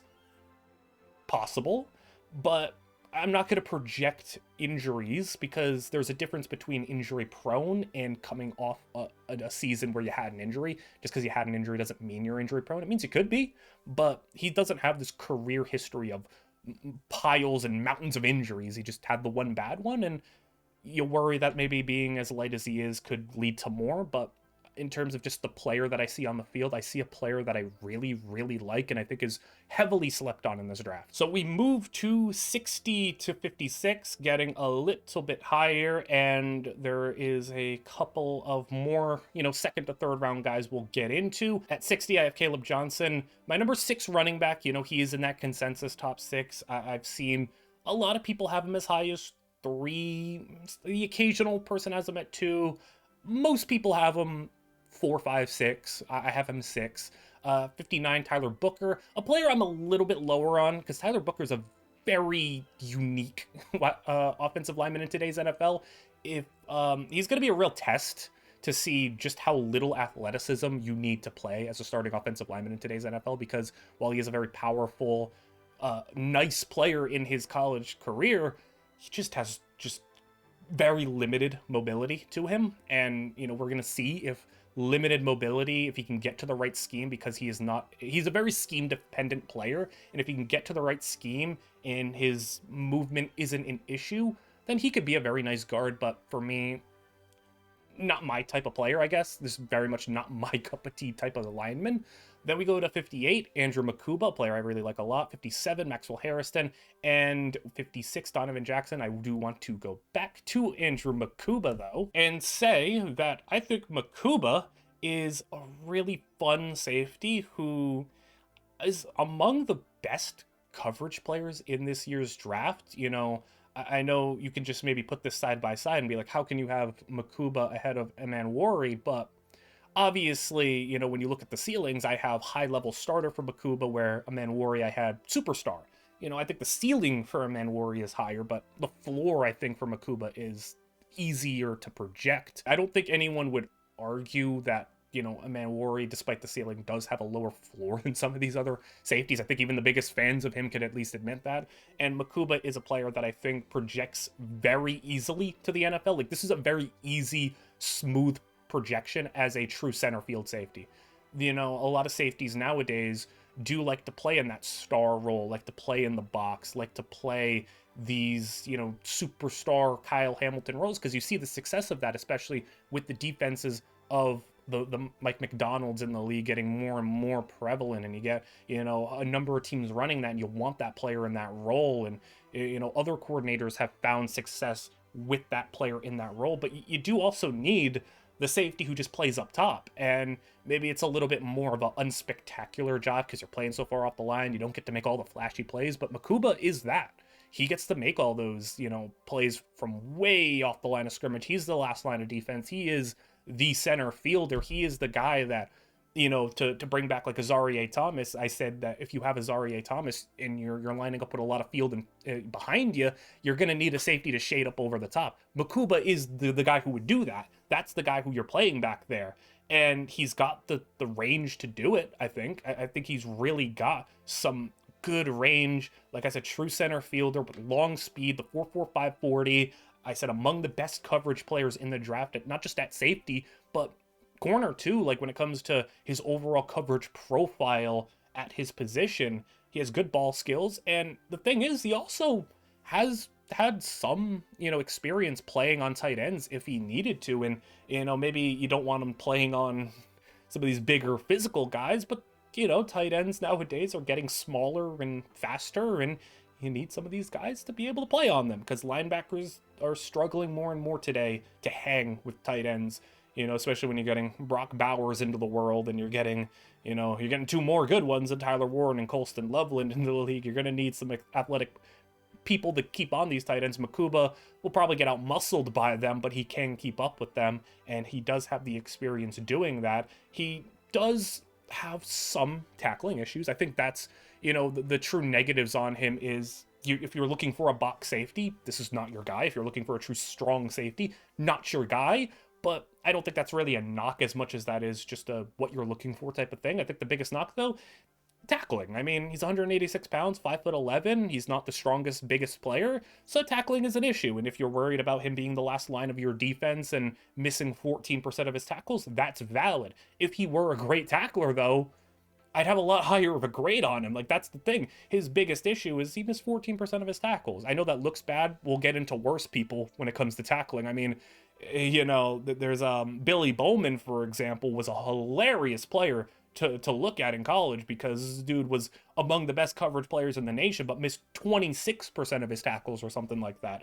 So, I mean, it's not floor bottom barrel bad. It's just not ideal. Like, that's why I said it can be an issue, but 14% is far from the worst you'll see. It's just not ideal.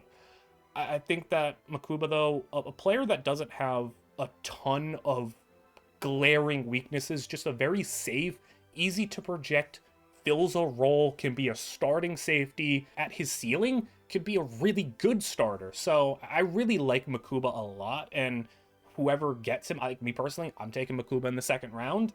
Whoever gets him, I think, is getting a really easy to project center field true free safety to be over the top of their defense. If he can become a better tackler and be a really reliable last line defense, you're talking about one of the better safeties in that role in the league potentially. I think he has that type of potential. And to wrap up the first half of the list and the last of my second to third round grades, we start with Mason Taylor, who is my tight end 4, a player who has a lot of upside, a lot of potential, and it needs some work. I think is definitely one of those drafting, middle to maybe even late day 2, maybe if he falls that far, but he'll definitely need some time to sit and develop a little bit. Probably was not a guy you're plugging and playing. I think someone I had below him, Gunnar Helm, maybe a little bit more day 1 ready, but Mason Taylor, way more upside to him, really young guy. David Walker, a player who's really interesting. I mean, if it wasn't for the fact that he played at such a low level of competition, I would have loved to see what he could have done against some actual FBS opponents, but he was really good when he did play in his lower level and is an older prospect. But it's a big jump going from that low level of competition all the way to the NFL, and like I said, older prospects. So we'll see how he translates. I don't fully know if I am betting on him to be a superstar, but I think like he does have like this real diamond in the rough potential where, like, I know ranking him as a potential second round player isn't like sleeper, but like he could just explode or he could just be nothing. I think he's a lot more boomer bust. We'll go up, Jamaree Caldwell, a player I'm really high on. I don't know where consensus has Jamaree Caldwell. I've seen him kind of all over the place, but I'm a big fan of Jamaree Caldwell. 52, Ariante Ursary from Minnesota, my offensive lineman number 9. And 51, Cam Skattebo from Arizona State, a player who I don't have a full prospect profile on, but I will touch on. When I went to go see like the hype of Skattebo, I was expecting to not like him that much, because there's a lot of these players where it's like, man, they're just high effort, high motor, high physicality, but is he refined? Is he a good runner of the football? Is he a creative runner? Can he do a lot of stuff? He actually can. He's not ever going to be an elite athlete, and that's going to be where his disconnect is. But I worry, I guess, what his career longevity is going to be as a physical player that's not a great athlete. You know how fast running backs burn out in the league, and he's already not a great athlete. But what he does bring to you is just high effort, good running, contact balance, and good pass catching. If I had like a comp for him, I've seen a lot of people just throw out like random white dudes as running back comps because everybody loves comping white receivers and white running backs to other white receivers and white running backs. But the comp I have for him is more like a angrier Austin Eckler, where like Austin Eckler is this, he's bigger than Austin Eckler, but I say like as a guy who, he was this not great NFL athlete, didn't really have draft hype, comes in, was just a really steady player, good receiver. Like Skattebo's a really good pass catcher. And, just like Eckler, maybe can carve out a nice role for himself in the NFL as being also a guy who just has a nose for the end zone too. Skattebo will get the football into the end zone like Austin Eckler, but, maybe never an elite runner of the football, a fantasy player, or a good fantasy player. But depending on how you feel about Austin Eckler, maybe me saying he's a bigger, angrier version of him is a really high praise depending on how you view Austin Eckler. But I think Skattebo actually can be a really nice running back for a team, and maybe not a true out-and-out guy I'd want as like a bell cow 300 touches a year type of guy, but he can handle it. I just do worry about what the physicality combined with lack of athleticism is going to do for his career longevity. But stepping back to Jamaree Caldwell, my number 53 player, my interior defensive lineman number 6, a player that I really like a lot.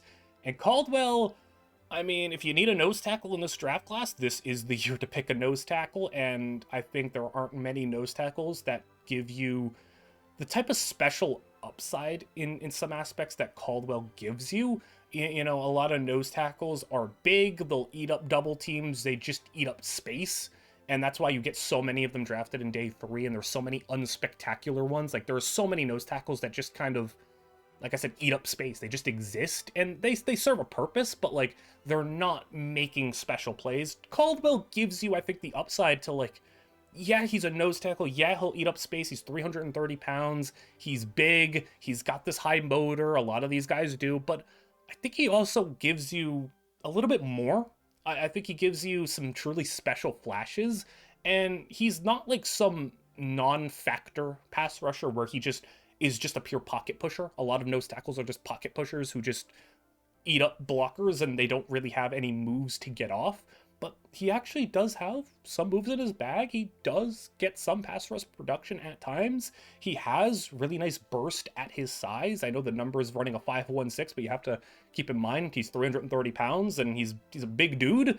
So I think for his size, he has good burst, good get off. He has some truly great highlight reel plays. The negatives, though, shorter arms, 32 inches. He's a boomer bust player at times where there are some instances where you look at him and he just pops off the screen. He's like, wow, like not many players are going to be able to do that.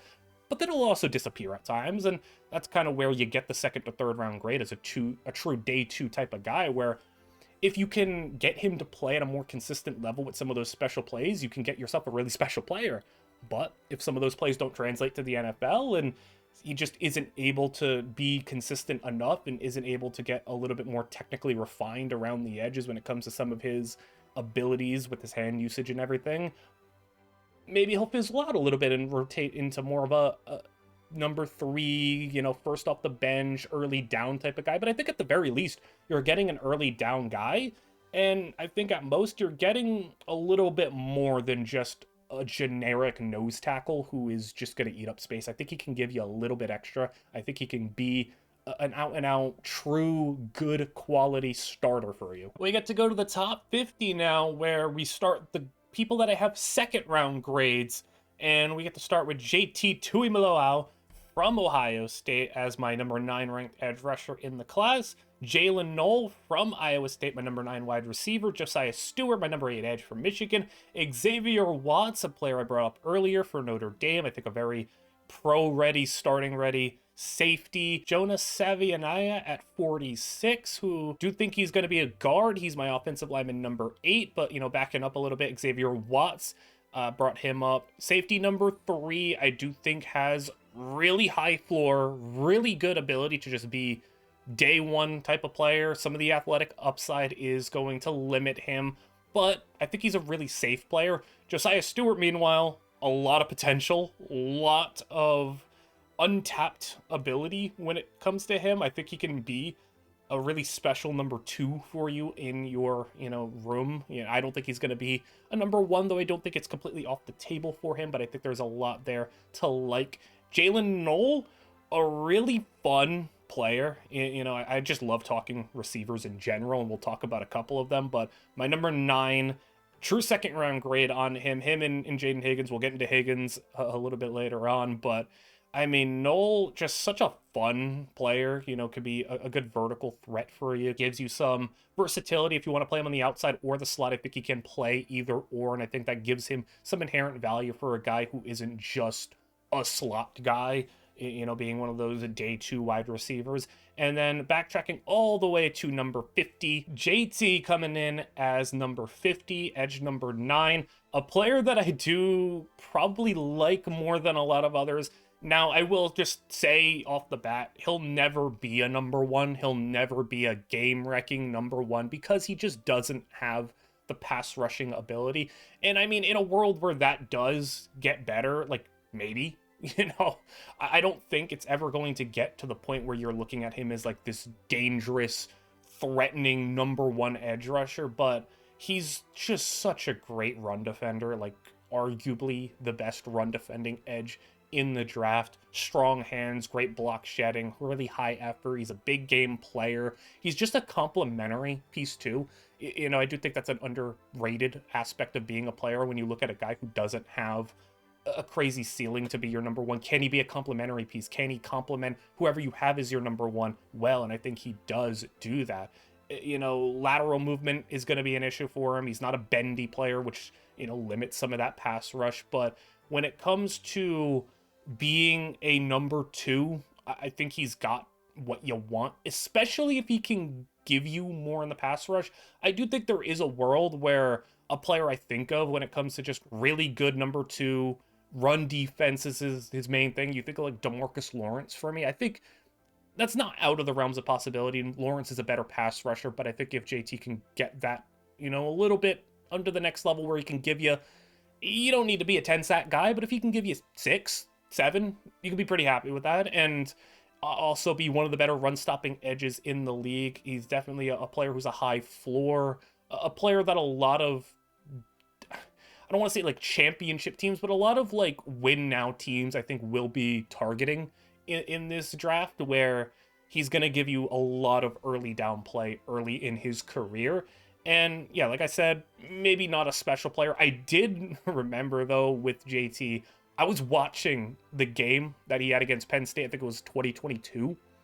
I remember that game. Like, I was watching that game and I was like, my goodness, who is that JT guy? I'm not going to use like single game examples. That game doesn't have any bearing on my scouting report on him, but like, my goodness. I mean, he just had one of the most ridiculous games I've ever seen an edge rusher have. And like, there is flashes there where it's like he can be a truly incredible player, even if he doesn't give you pass rushing upside. But if he was a good pass rusher, like, this is a dude who's clear cut, so obvious, like a first round talent.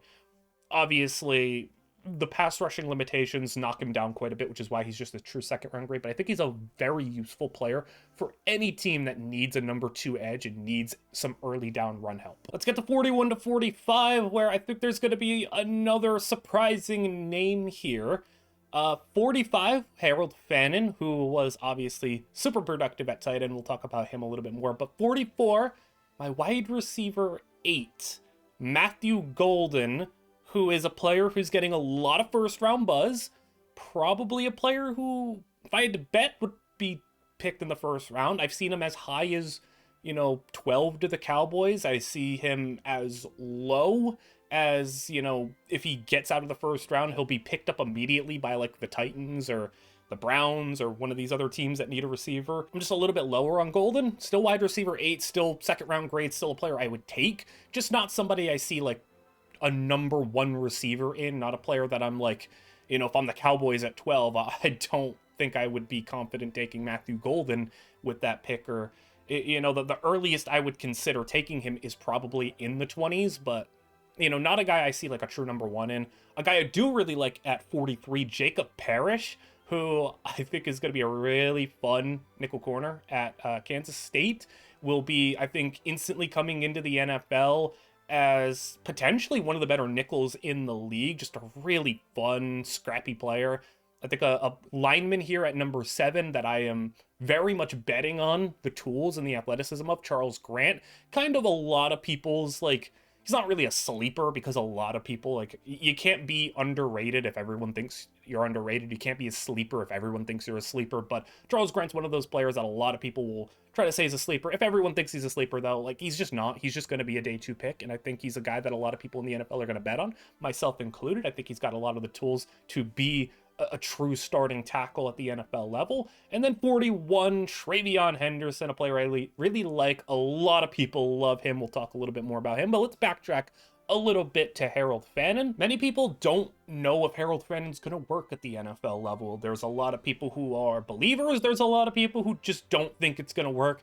I am more in the camp of I'm a believer in Harold Fannin. I think this can work in the NFL. And when it came to his role and his ceiling, you can't just say he's your tight end. You can't just say he's going to be your starting tight end. He's going to play this. He plays a lot of different areas of the field. I mean, even at Bowling Green, he was lining up as just straight up a wide receiver at times.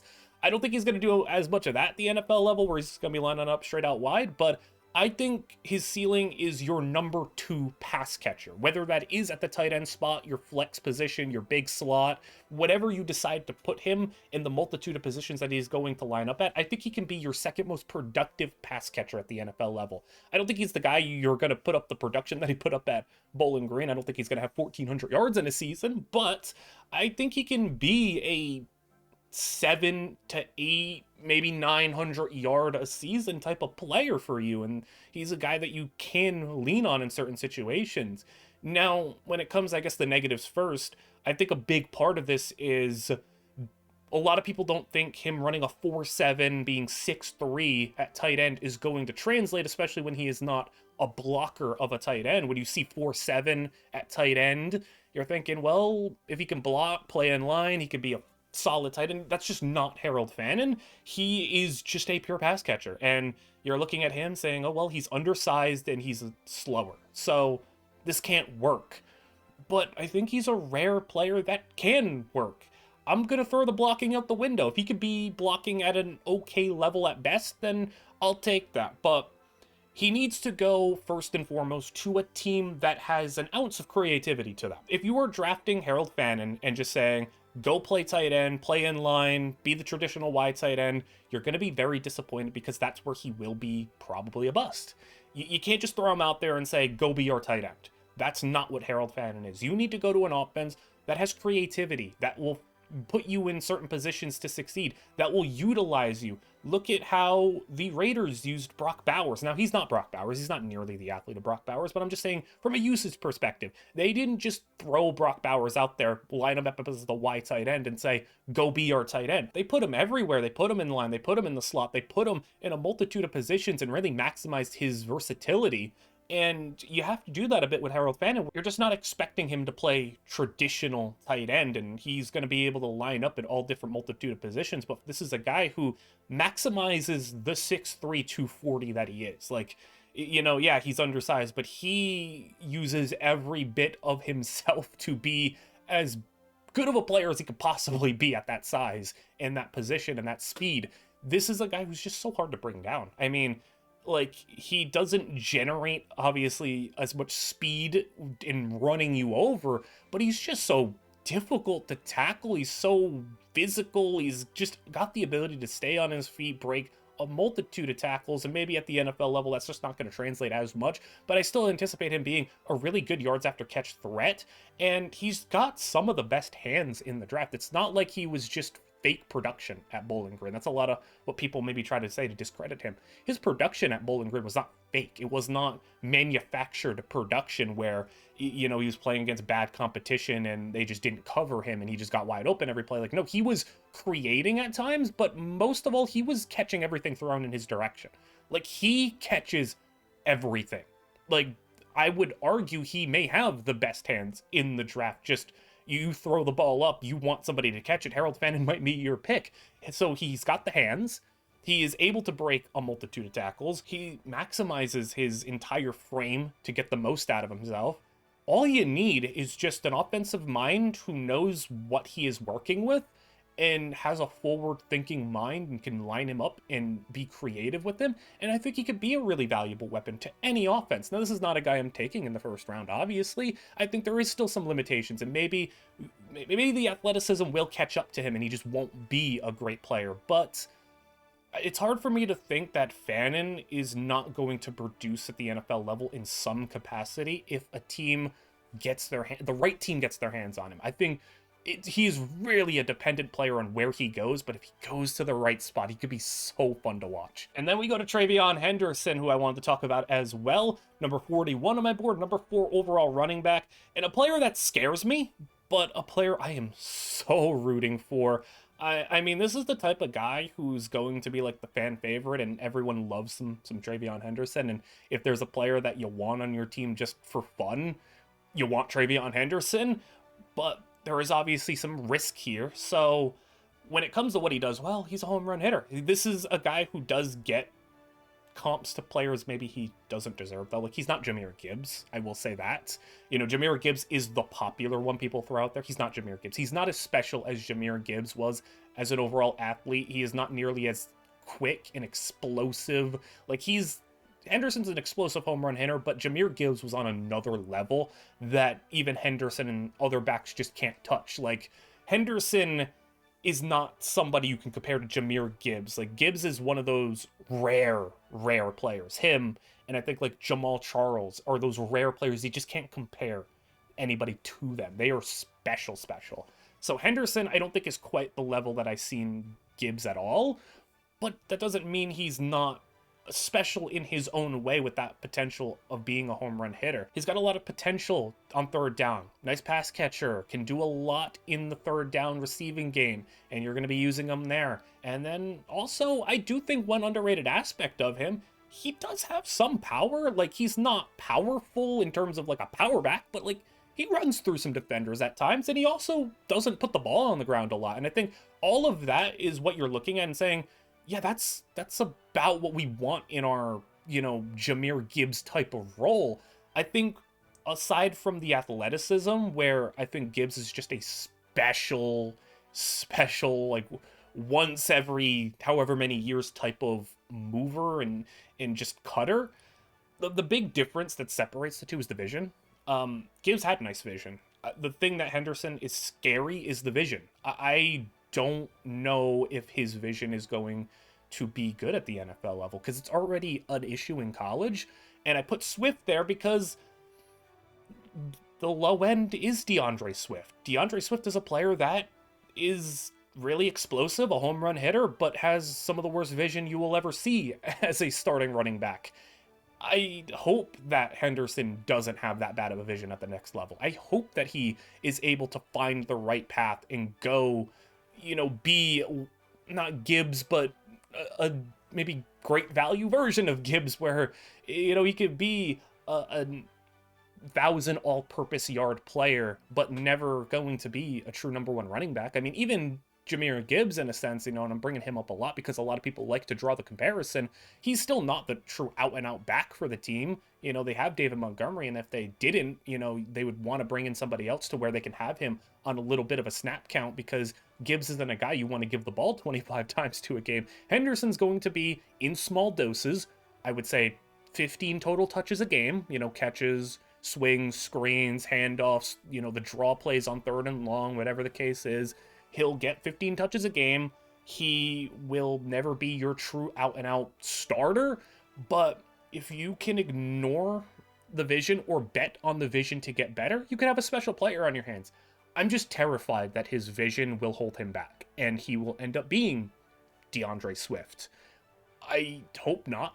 I'm betting on him more than I would on a DeAndre Swift. I think he could be somewhere in between, but the vision is objectively an issue, and that's what holds him back from getting a higher grade.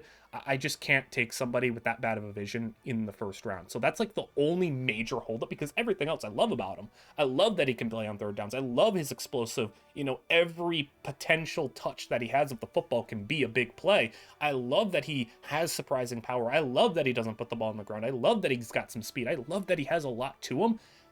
Just need that vision to get better. That's literally the big holdup. So let's go on to 36 to 40, and we will start with Donovan Ezaraku at 40.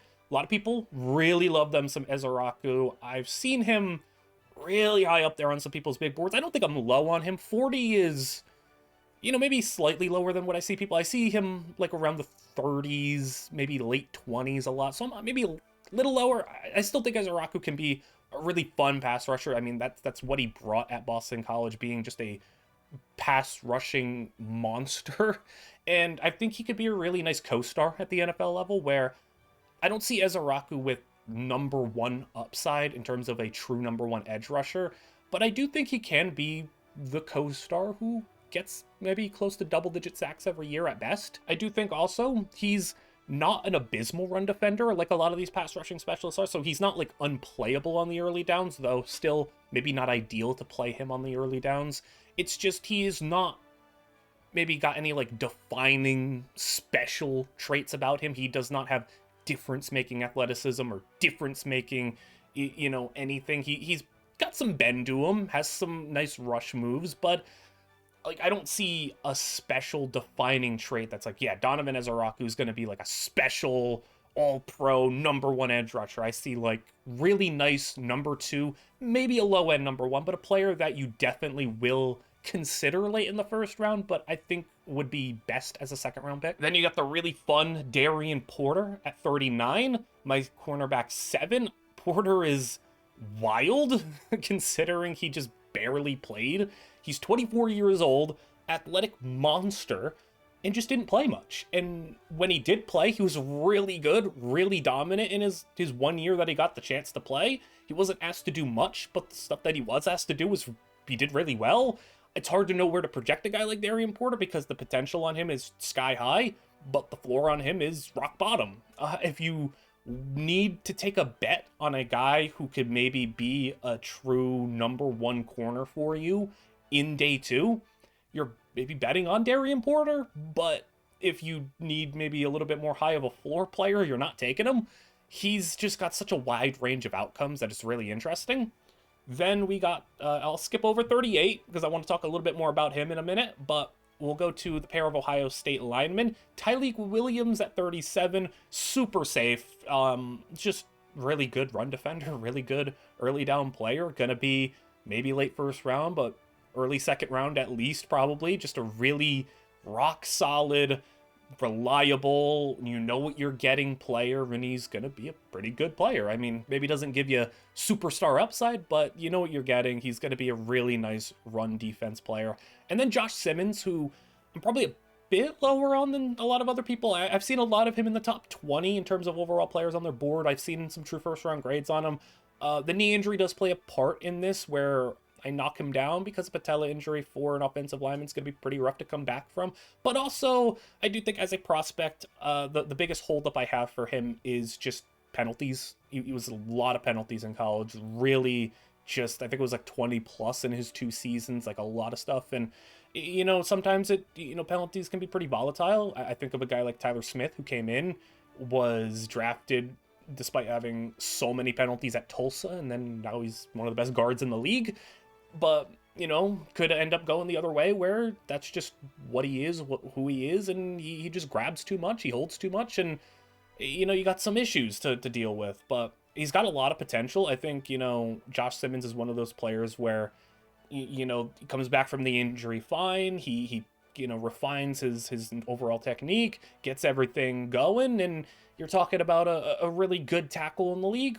If he didn't have the knee injury, I'd probably have a 1 to 2 on him. He'd probably be closer to top 30, but the knee injury sets him back a little bit. So I want to go to 38, which is a player that I'm really high on. And it is funny how this all works out, because I was really high on Jalen Royals going into the year.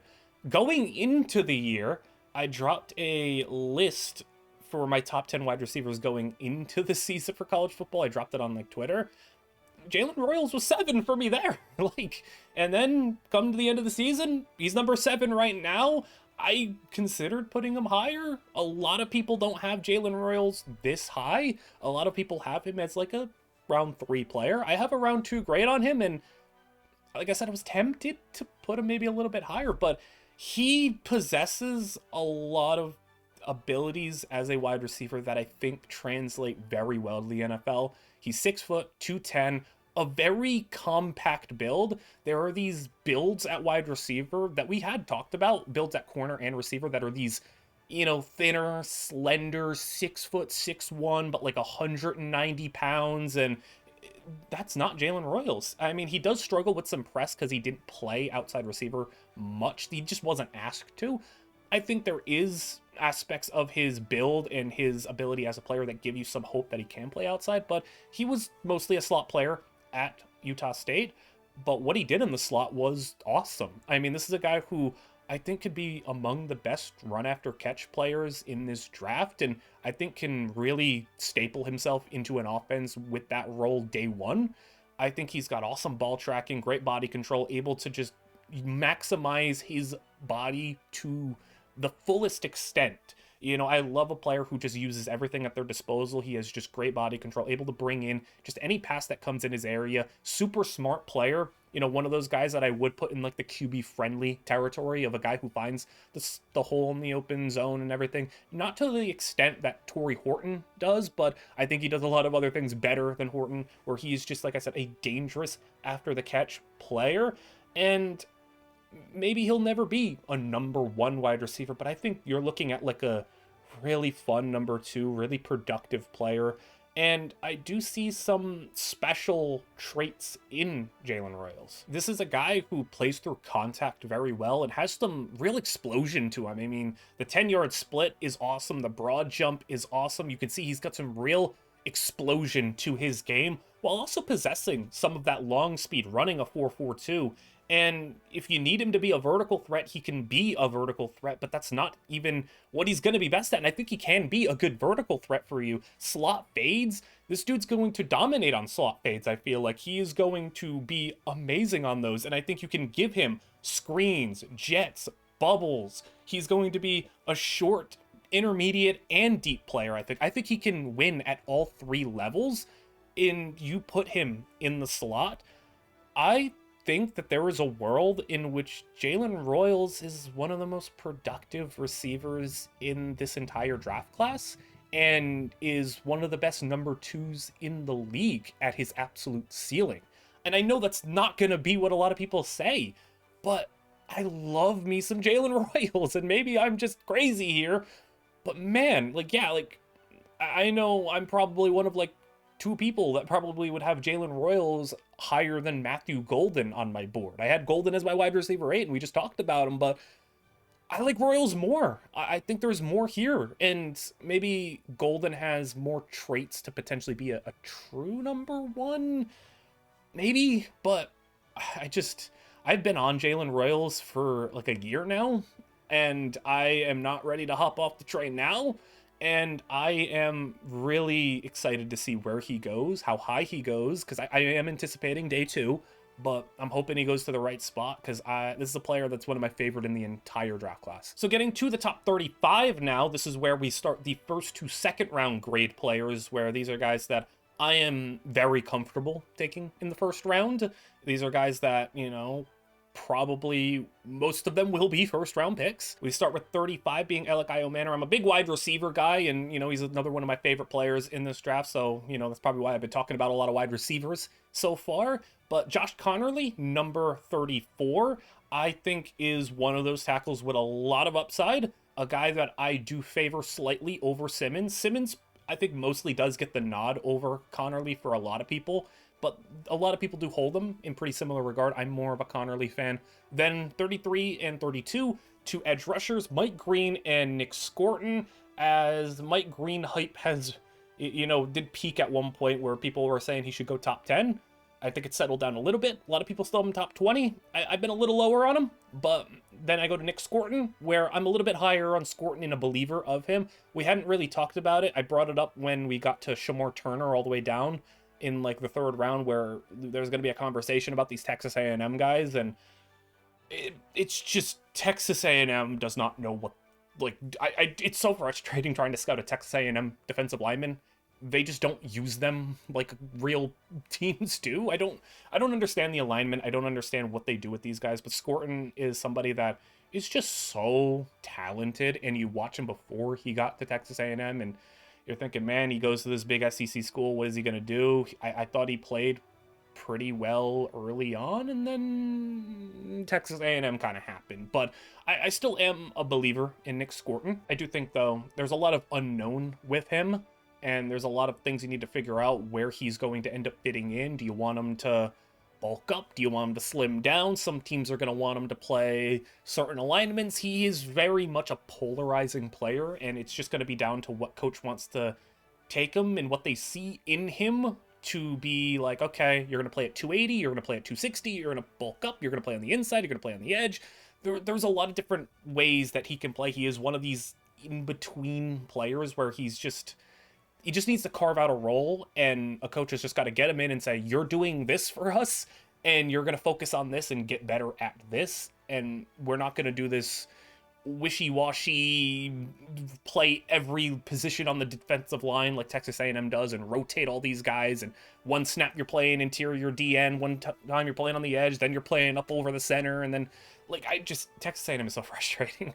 But then we go to 31, Trey Amos, a cornerback from Ole Miss, a player I do really like, but I want to get into 2 of these players, one being Amos, but first up, Elic Ayomanor, and you want to talk about true upside as a wide receiver. I think Ayomanor has a lot.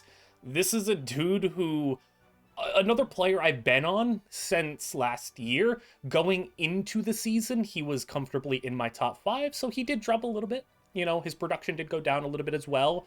Not all his fault, but I think that this is a guy who could be an outside wide receiver. I think he could be a really high-level vertical threat. I think this is a dude who needs to overall get a little bit better with playing through the physicality and getting some of these contested catches. I think he needs to do a little bit better than that, but he is a really good ball winner at times in the intermediate when it comes to like shielding his body, boxing out defenders on those crossing routes. Like you get Elic Ayomanor on like a crossing route, he'll box out the defender, he can break the tackle, and he'll be gone. Like he is one of those players where you throw it to him 15 yards over the middle and you look back up 2 seconds later and he's off to the races. Like he is that type of big play home run ability, on top of just being a guy you could just line up on the outside and throw the football down the field to because he's fast enough to win on the outside. I think the issue with him maybe is that I want to see him get better at his release packages going into the NFL and getting off the line, because he's got really good explosiveness at times, where there are times where he just gets off the line, he hits it right, and he's off to the races. And then there are times where he'll get a little locked up at times because that first step doesn't hit right, and he'll just kind of get caught and messes up the timing of the play. Limited route tree, it's a knock that you have on a lot of receivers going into the draft because college simplifies things and not every offense runs diverse sets of plays, and you know they're trying to make sure they can maximize the players that they have, but they're not always preparing these players for the NFL. So it's gonna get better with the route tree, though. It's not as much of a concern because he's not gonna be like this true slot receiver who needs to, you know, be a technician and work every level of the field. This is a guy who's gonna be on the outside, and I think is going to be he can work at all 3 levels. I think that if you want to see the best of Ayomanor, though, and I don't think this is going to be a surprise, but go watch him against Travis Hunter. I don't, the single game example is not my overall reason for putting him this high, but like if you want to see how special he could be, that is the only dude that I have seen make Travis Hunter look like just straight garbage. Like he obliterated Travis Hunter in 2023. It was just something to behold watching him, and you're like, man, this dude is special. And then, you know, there's some attributes to him that is just like, man, he can be a vertical threat, he can be an intermediate threat, and also he's got some after the catch abilities where you throw him a slant route, and again, just like I said with the crossing routes, you get him over the middle of the field, he'll shield it off, he'll make the catch, he'll break a tackle, and he'll run away. That is very much true on the shorter stuff, where if you throw him a slant route, he's good at shielding defenders, boxing them out, and then he can break the tackle after. I think there needs to be some consistency that gets to, you know, a point where he can be a go-to guy for your offense. But I think in terms of true potential for Elic Ayomanor, this is a true outside #1 wide receiver. I don't know if he'll hit that. That's really hard to hit. I put true #1 wide receivers. I hold that in like high regard. There are not 32 true #1 wide receivers, just like there are not 32 starting caliber quarterbacks in the NFL. Just because 32 quarterbacks do start doesn't mean they're all starting caliber. There are not 32 true starting #1 go-to wide receivers. It's maybe only like 20 max. I think Elic Ayomanor can, at the absolute ceiling, be that. He has a special ceiling to me. He's just also got a lower floor than some of these other receivers that we'll get into, which is why I ultimately couldn't put him any higher than 6, but I'm betting on Elic Ayomanor. I absolutely love him. And then another player to get into, my number 31 player, my number 6 corner. You know, talked about the number 6 receiver. Now let's go to the number 6 corner, Trey Amos, who I think is going to go as one of these maybe underappreciated players once he gets to the NFL, because I don't think he'll ever be #1 corner. Could, but I think he is the guy who's just going to go down as like just such an awesome #2. I think the guy I always think of when I'm like, oh my goodness, like just such a great #2 corner is DJ Reed, where he's just such a compliment to anyone he goes across from, and he just is such a nice player. Maybe not true elite #1 corner shutdown guy, but I mean, I think Amos at his absolute peak can be just a true #2, great co-star, great guy to have out there because he's so smart. I think he is at the very least going to carve out a really long career for himself, because he is not just this all athlete, underdeveloped. He is just all mental, all smart. He could do a lot for you. I think his anticipation and processing are among the best of these cornerbacks. You know, like when we get to some of these guys that we'll get into in the top 30, his mental is better than a lot of them, and he just maybe doesn't possess the physical tools of, you know, maybe a Shavon Revel we'll get into, but he just has so much to offer from a mental, his processing, the way he's able to just snap and break on things, the way he's able to shadow receivers. He is so smart, can play man or zone at a viable level. A lot of these corners are like one or the other, and they just stink at the other, or they just didn't play it much in college. Amos does not stink in man, does not stink in zone. He can play either one of them viably. He's just maybe not great at either one of them, but I think where he does get best is he'll get aggressive, he'll press you, and he can tackle too. Like, he could do a little bit of everything. Like, there's nothing I look at Trey Amos and say, like, he just can't do that at all. And that is going to play well in the NFL, where you need to do a lot of different things being an outside cornerback. He can do just about anything you need him to do. And it's just a matter of where he goes and where he develops, where he, you know, does he go to a man place where he's going to be able to go and be a little bit more aggressive and get in receivers' faces and be closer to the line of scrimmage where he's going to need to use some of his tackling? Will he go and be in a more off-zone system where they run just heavy zone, and he's going to go back up and be able to use his anticipation, his processing abilities, ability to snap on certain routes and come up with big plays to break on the ball? He could do either one, I think. And I think the only thing that limits him being a true number one corner is he is a little bit slower in his acceleration. A lot of the guys that we have looked at, you see their 10-yard splits are like 1.54, 1.55.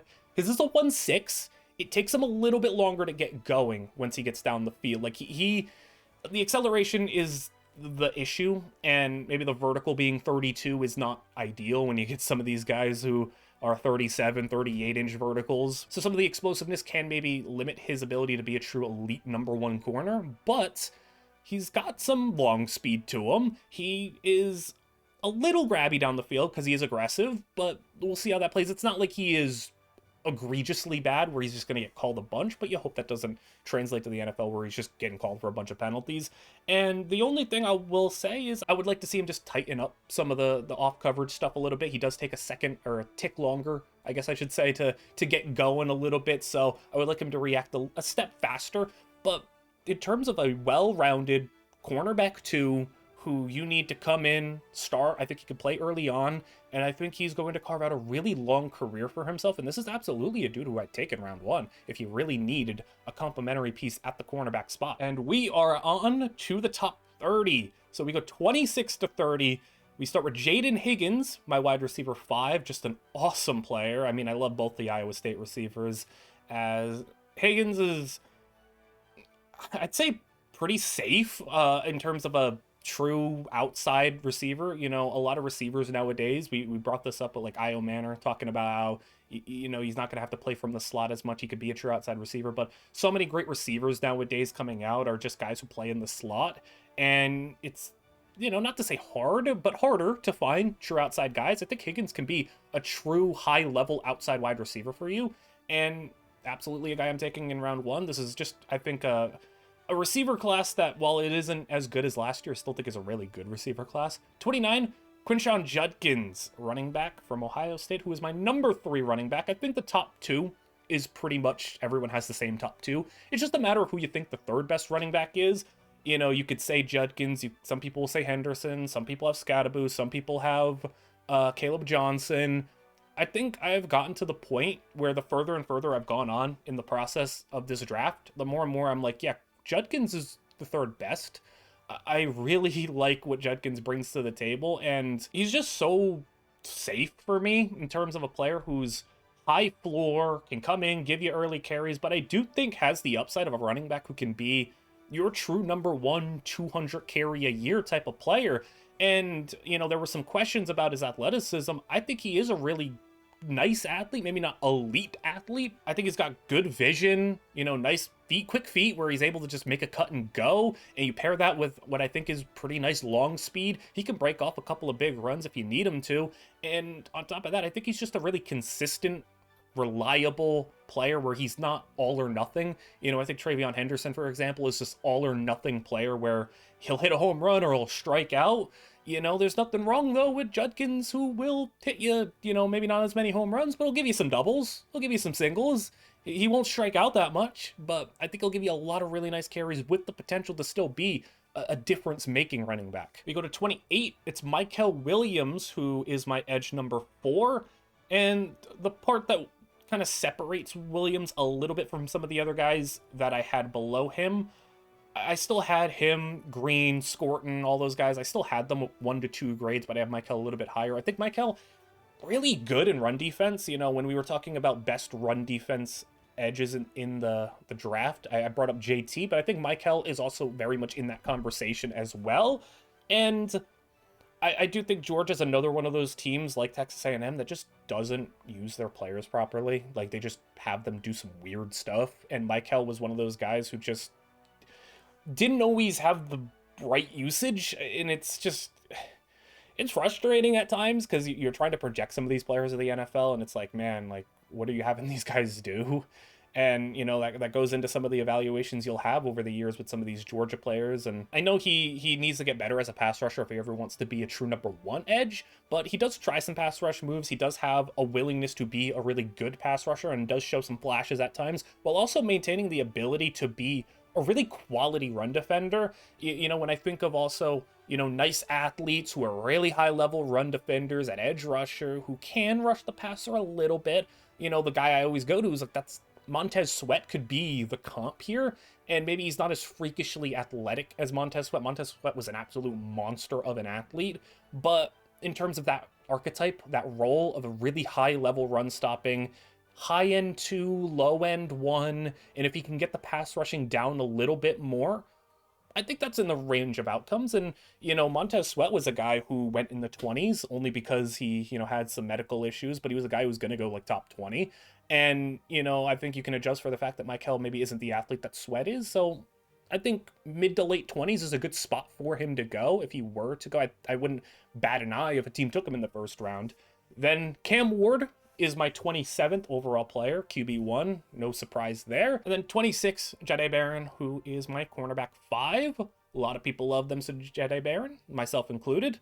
Do think he is going to be more of a nickel / safety. I really hope that a team that takes him doesn't try to force him to play outside. I do think he can play outside corner, but when you're going to the NFL level, that's not where I am projecting him. Like, I think his best role is to be the next in the line of overlooked players every single year. Last year, Cooper DeJean was an overlooked player. Year before that, you had some other guys that just every single year, you get Brian Branch, for example. And I don't think, you know, if I'm ranking these prospects back to back to back, Brian Branch, Cooper DeJean, Jahdae Barron, Barron to me is the worst of the 3, but still, you know, really good. You know, Cooper DeJean for me was like a top 20 player in last year's class. I think I had him actually like 14, and I don't remember off the top of my head where I had him on my big board. And then Brian Branch, similarly, like I had him as like top 15 player. Jahdae Barron, I don't have him as a top 15 player, but top 30. Like, I do think he is a really good prospect and could be a really good nickel safety hybrid for you who can give you the occasional outside corner game, but I hope he does get to, you know, be one of the best nickel safety hybrid players in the league, because I think he absolutely can be that. But let's talk about Cam Ward. Obviously got to talk about QB1 in the class, and you know, for as much as people say it is a weak QB class, which it is, I do think the QB1 at the top is a pretty good one. I think Cam Ward is somebody that I'm not really hesitant on taking in the top 10. You know, he's not somebody that I'm sitting here saying I don't think he can be a franchise quarterback. I think Cam Ward is the only quarterback in this class that I would put my franchise behind, is the only guy I would bet on, and is the only guy I'm saying, you know what, first round, we're going for him, top 10, we're taking him, and he very well could be the number 1 overall pick. A lot of people don't like him in his style, because he does have an unorthodox style, and it's not as easy to translate to the NFL with how much of his improv is going to work in the league. But when it comes to him as a prospect, he is an elite level improvising quarterback. I mean, he is a guy who can just turn any play into like backyard football and he'll succeed on it. The thing with him is he needs to, reel it in a little bit once he gets to the NFL. I think he needs to just stay in structure a little bit longer. And I understand that Miami, he had to play hero ball at times because Miami was looking like Bengals defense and was making him try to play like Joe Burrow because they kept allowing 40, 50 points every game, and he had to keep making comebacks and he had to keep putting up 40 points every game if he wanted to try and win. So I can't tell if that's just a product of the style he was forced to play a little bit more because he was pressing, knowing that he's sitting here fighting for his playoff life, and it just didn't work out for him. But I mean, if you, I guess, put him on a defense that doesn't allow 40 points a game, maybe he would be a little bit more reeled in. But he did bail structure a little too quickly at times. He did try to make hero ball plays, and he did turn the ball over sometimes. So that's something you have to take into account. I do think a lot of things went into that, like I said, with the need to try to make comebacks, and he would try to force it at times. But you can't do that in the NFL nearly as much. I do think the other negative is I just would like him to anticipate a little bit better, because that does go a little hand in hand with the bailing out of structure at times where, he anticipated the rush a little bit prematurely, or he didn't, maybe anticipate some of his receivers getting open. He didn't want to trust certain guys in structure. Now, when it came to, working outside the pocket, him and Restrepo had a nice connection because I talked up about Restrepo being, really good when it came to working back to his quarterback, being very QB friendly, and he trusted Restrepo in those situations and some of these other receivers. But there were a lot of times where I would have liked to see him anticipate a little bit better and throw guys open and be a little bit better when it came to just sticking in structure and standing, delivering, and, being able to work within the structure of the offense instead of trying to be a little bit more hero-like at times. But again, I'll give him the benefit of the doubt because of the situation he was dealing with in Miami. When it comes to his positives, though, when he does get outside the pocket, when he does get on the move, he was really special, and he created some ridiculous plays. And I do think with the anticipation, the processing and everything, it was a lot better when it came from 2023 to 2024 when he was at Washington State till now. I mean, there was talks of him coming out in 2023 and he decided to go back, but in 2023 he probably would have been like a round 3 pick at best.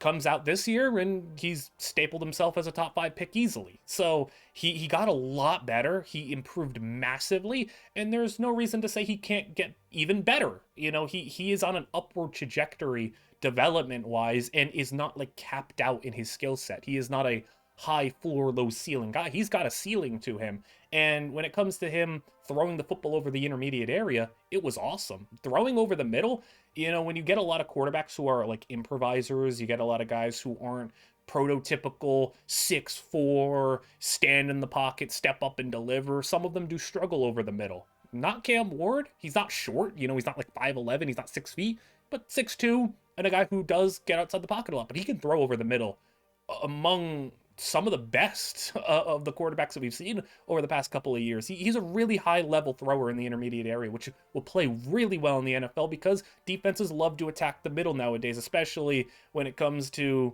the lacking of linebacker talent that we see year to year. Who do you attack? Well, you're not going to be attacking the outside. You're not going to be attacking some of these other players on the boundaries. How about you put your receiver in the slot and attack the middle of the field? Well, Cam Ward's going to be able to do that at a special level, and you get him the right guy to throw to, and man, it could be really special to deal with trying to, have him if he were to, I mean, he's not going to the Giants, I don't think, but like say he goes to the Giants and he had Malik Neighbors and you get to work Malik Neighbors in the slot, and it's like, man, that could be a special connection. But he'll most likely be a Titan. We'll see how he works with like Calvin Ridley and all these other guys, but I do believe in Cam Ward. I do think if I had to say yes or no, will he work in the NFL? I'm saying yes.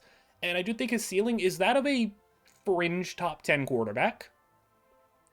I think right now in the NFL, there's maybe like a top 6 that you're comfortable saying.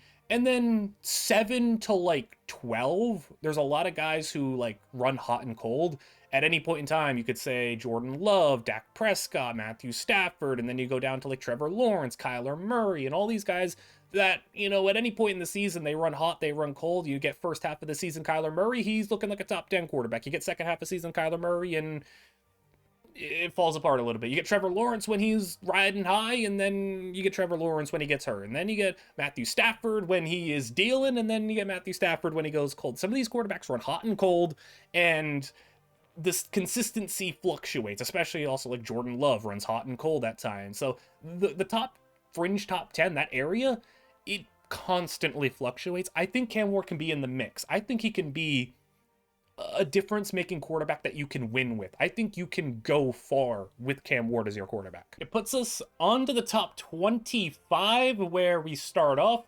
Gray Zabel is my number 25. Big fan of his, and I do think that this is essentially your number one interior offensive lineman in this draft, you know, in terms of a guy who's going to be a true offensive lineman in the interior walking in day one. Some people will say like Will Campbell, you know, I think he at least will get the chance to play tackle before he goes to guard if tackle ends up failing. But in terms of true interior lineman, Zabel's my number one, and my number 4 overall offensive lineman, you know, not too far behind Kelvin Banks, who's at 23. Then you go to number 24, you backtrack a little bit, you go to Shamar Stewart. We talked about, you know, A&M with Scorton, but I think Shamar Stewart gives you even more upside and even more to be excited about when it comes to a guy who could be, I think, actually a true number 1 for you. He is a guy who gives you a lot more to be excited about as well, because he does possess a lot more rare traits at the edge spot where he could be a number 1 potentially. You know, he is like a rare athlete at his size. He's got the long arms. He's not awful in run defense to where he can be a 3-down player,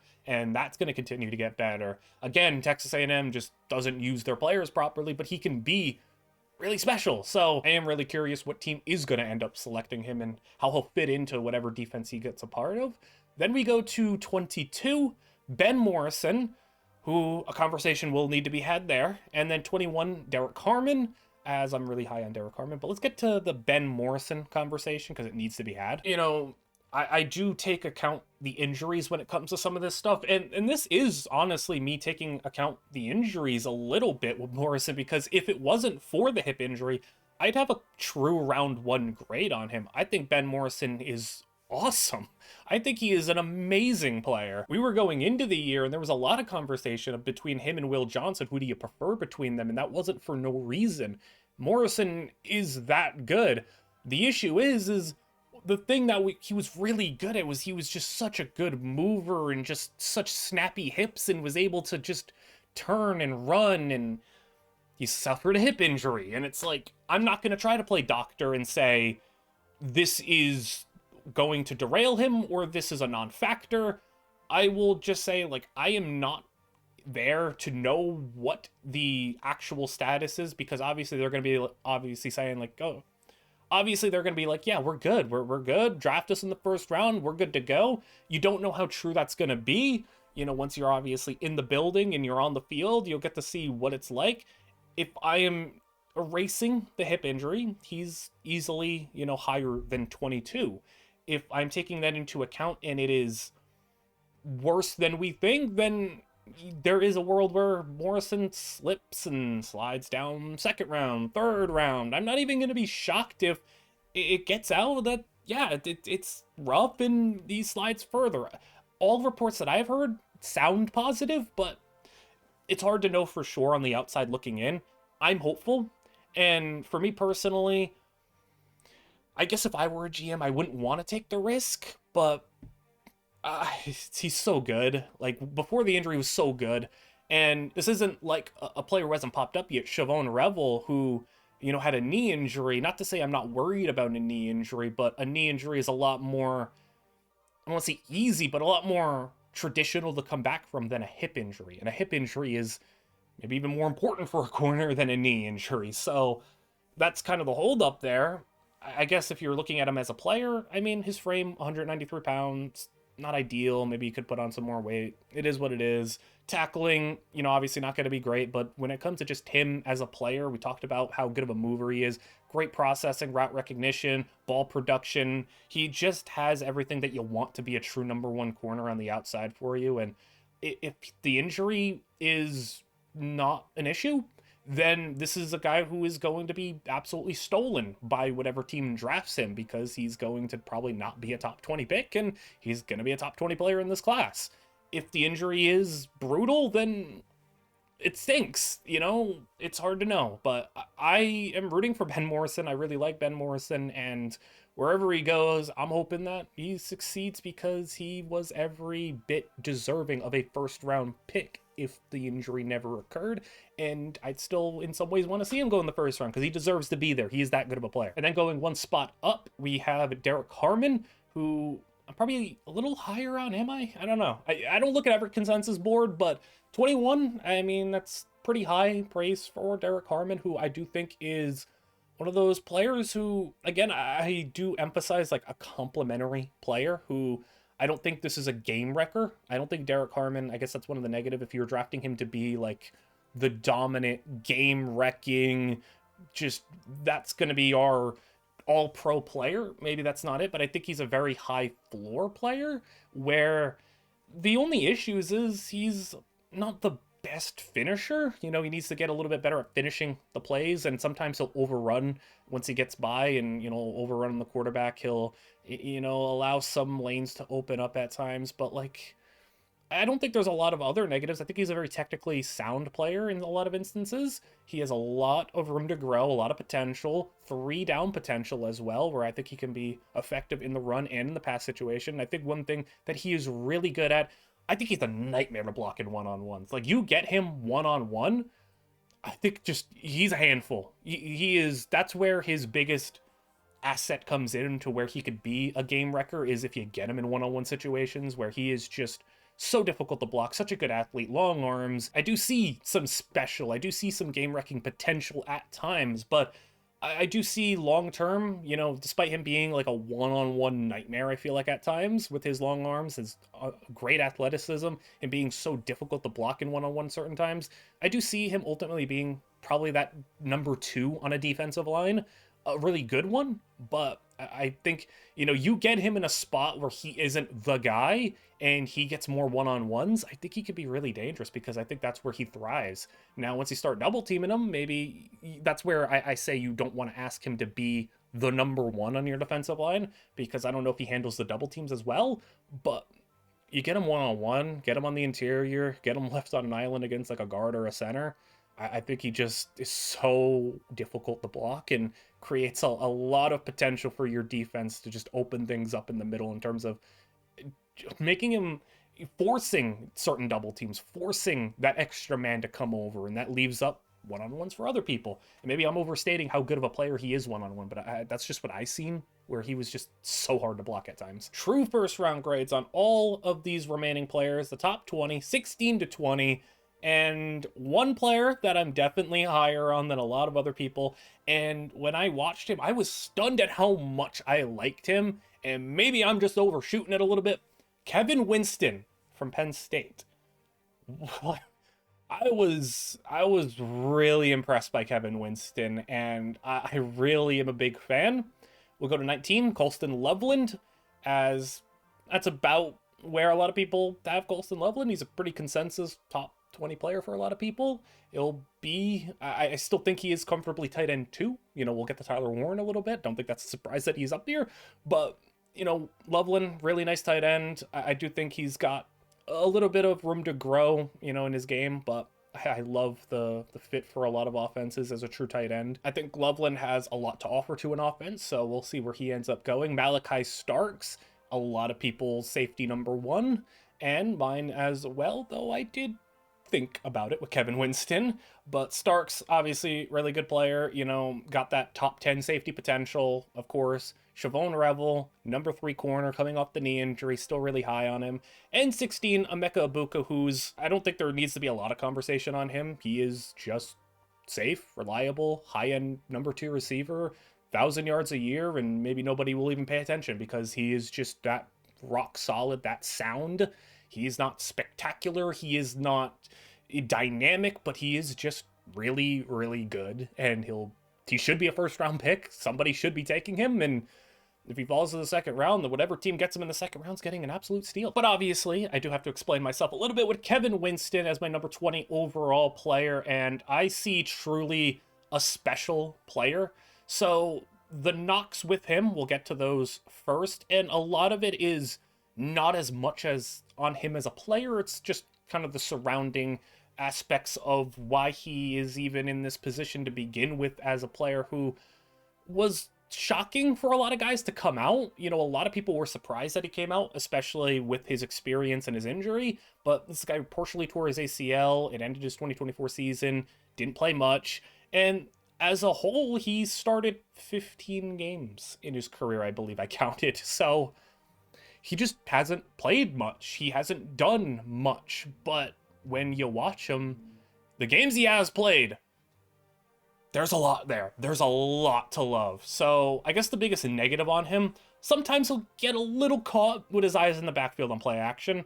I think that's something that definitely comes with experience. You know, again, 15 starts at Penn State. He needs to get a little bit more experience on the field. So maybe it limits his floor a little bit. That's not a guy maybe you're rushing to throw out there, but all the athletic upside is there and all the tools are there for him to be great. Now, with the partially torn ACL, you maybe question some of the athleticism, but when you see it on the field, it's amazing. Like, he is an amazing athlete, elite level upside, because he's also a really good tackler. I mean, this is a dude who, in his only full season in 2023, didn't miss a single tackle. He's 6'1", 215, and one of the knocks I had on Emmanwori was I thought he didn't play up to his size as much as he could have, or didn't play as physical. Part of maybe the knock and the contrast here with Kevin Winston is he does. You know, he's 6'1", 215, but he plays a lot more physically. He's a lot more refined than you'd think for a guy who hasn't started that much, and he will get in your face. He will just shoot through on run game plays. And I mean, this is a player who can be a high level run defense safety while also, like, I don't even have coverage brought up. Like, coverage is not a negative for him.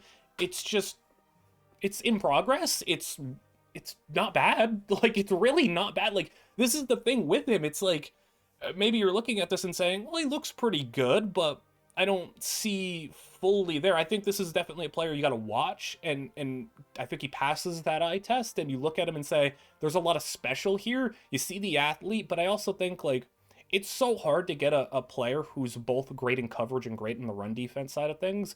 Like, and I'm talking truly great. I think his coverage is nice, but I think he's a great run defender. And you pair that with the athleticism that he has, you pair that with limited experience to where I am betting on his upside, to where I think you put him on the field, you give him 1 year with maybe a nice defensive coordinator, you give him 1 year, throw him with, I'm just saying good coordinators here, throw him with Brian Flores, throw him with Dan Quinn, throw him with Todd Bowles. I mean, obviously the Buccaneers aren't going to take him, but I'm talking just throw him with a good defensive mind, get him out there. This is a special player, I think. I really believe in it. And this one may be the most riskier take that I have on the draft, because he is so limited in experience and coming off an injury. But I think Kevin Winston has everything that you want to be an all-pro level safety. Like, this is a profile of a player that can be one of the best safeties in the league. Now, would I take him top 20? No, because like I said at the start, positional value isn't taken into account here when it comes to the board. I'm just going player for player who's the best and best prospect. So positional value knocks him down a little bit. Also, you will take into account, like, maybe experience. He's starting maybe not as high of a floor as you would like, but if a team took him in the first round, like very end of the first round, I don't think that's a bad pick. I really don't. Like, I really believe in him. Like, if the Eagles said, we got rid of CJ Gardner-Johnson, maybe we don't want to give Sidney Brown the job, we want to put somebody next to Reed Blankenship, or maybe replace him, and they say Kevin Winston, I'll kind of be sad that the Eagles got themselves maybe another great player, but I'm not going to sit there and criticize the pick. I think that'd be a good pick. I guess you guys can let me know what you think of Kevin Winston. I think he is one of the players that I am highest on, more so than a lot of other people. But everybody has their players that they just kind of believe in. Everyone has their players that they're betting on. Everyone has their players that they're higher on than other people. And Kevin Winston just happens to be my player, who I'm just so high on as a upside and a potential talent to be an all-pro level player. And then the other player in this grouping that I think is worth talking about is Shavon Revel, who is my number 17 player, my number 3 overall cornerback. And you want to talk about special? This guy's special too. Now, he's coming off the knee injury. That's obviously a big part of this, but I think if the knee injury doesn't happen, I don't know how high he could be. He could be even higher, but I think the knocks on him is, again, limited play. 16 games of Division I football played in his career. Obviously had that last season cut short, so we don't get to see more of it. But another guy I'm betting on, and it's interesting because Revel is a guy who, a lot like Kevin Winston, I think there are some parallels here in the sense that both of them coming off a knee injury, both of them 16 games played, 15 games played, like not a lot of games played, knee injury, but I do think obviously the upside of Revel is higher, and there is also the fact that he's a cornerback, and it's just more important and it's more talked about to, you know, have a great outside cornerback. But, you know, I don't see Revel and Winston differently in the sense that they're both players coming off of knee injuries. They're both players who started limited time. They're both players who have high athletic profiles, both players who just need to go to a spot where they can develop, go to a spot where they can be used at the fullest of their abilities. And I think both of them could be all pro level players. Like, there's a lot of similarities here. I do think Revel, though, is even more special. You know, I have him ranked higher. He's, you know, like I said, not taking into account positional value. I just think he is a better player as well. But the thing with Revel, crazy in zone coverage. You need an off zone corner, especially in today's NFL. It's just important to have that. Well, Revel's going to be your guy, and you get him off zone. He's such a snappy reactor, will break, and he's got the speed to break on the football, the range, the recovery even. If he does get beat, he's just got good recovery skills, ball skills. He's just got all of the physical profile traits and athleticism that you want.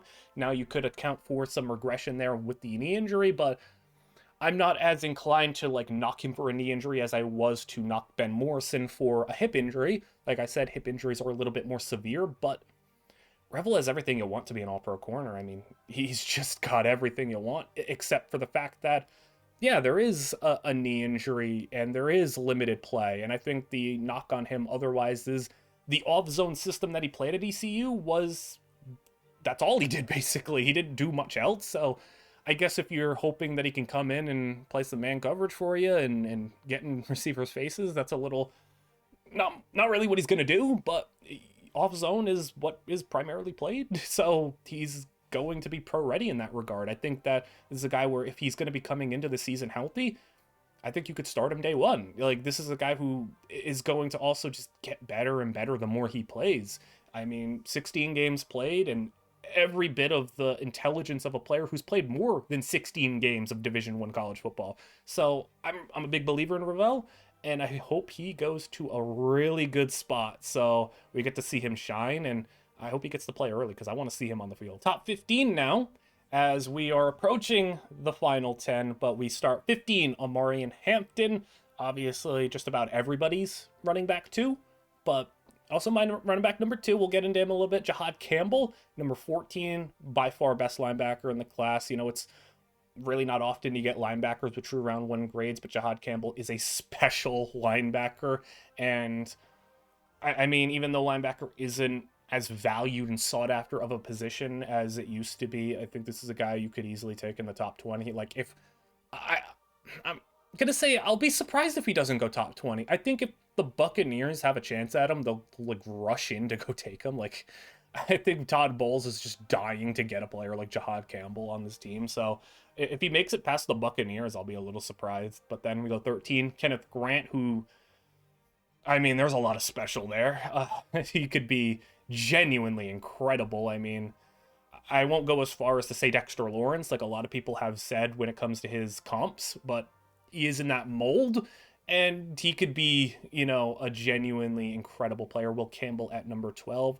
I do think a lot of people kind of dismiss him as a tackle and just say, oh, well, he's a guard. And he probably could go into the NFL right now and be a really good guard. And I wouldn't doubt that he could be an all-pro level guard, but give him a chance at tackle. I think he could play tackle more than other people give that indication. A lot of people won't even give him the chance, but I think he could play tackle, but at the very least, he's going to be a great guard. And then James Pearce at number 11, a player that I think does kind of get a little bit of prospect fatigue on. There's some prospect fatigue that goes on, but a lot of people are down on James Pearce. We'll get into him in a minute, but first, I want to go to number 15, go back to Omarion Hampton. Hampton's just an awesome player, and, I don't think he'd be out of place as an RB1 in a lot of classes, but, you're in the same class as Ashton Jeanty, that's what happens. But I see him, true round 1 talent, 15th player on the board, and a true out-and-out starting, no split carries, no none of that. This is your running back. This is your potential and offensive engine. Maybe he's not going to be to that level, but this is the guy you could potentially run your offense through. And you talk about Hampton, I mean, there's just so much to him. 6 foot 220 with just a freakish athletic profile. He's fast, he's strong, he's physical. He just will bowl over some defenders. He has good contact balance. He is able to just shrug off some defenders. And he also does possess a really nice one-cut ability at times where, you get him in open space when he gets like 3 yards into the hole, and he could make a cut to go to the outside. He's not just all straight line speed and power. He has some quick feet. Now, some negatives with him. I will say the vision is a little bit dodgy at times. I do want him to be a little bit better when it comes to picking the right hole, and I hope that, once he gets to the NFL, some coaches will get him up on that, but I think that's something that can be fixed. I don't think he has bad vision. I just think he needs to be a little bit better with consistently, having good vision. And then I think the biggest issue I'll have with him is his creation in space. There's a lot of times where he has the ability to go and make a man miss. He has the ability to maybe juke a guy out or put up a stiff arm or something, or he has the ability to do something, and then he just doesn't at times. He'll just kind of run into them. And at the college level, there are times where he's running over a safety. Like he'll bowl right through you, but that's not always going to happen. I would like to just see him get a little bit more creative when he gets in open space instead of just always putting his head down. He kind of does the thing where a lot of coaches just say, get north and south, just put your head down, get as many yards as you can, fall forward, and he does that.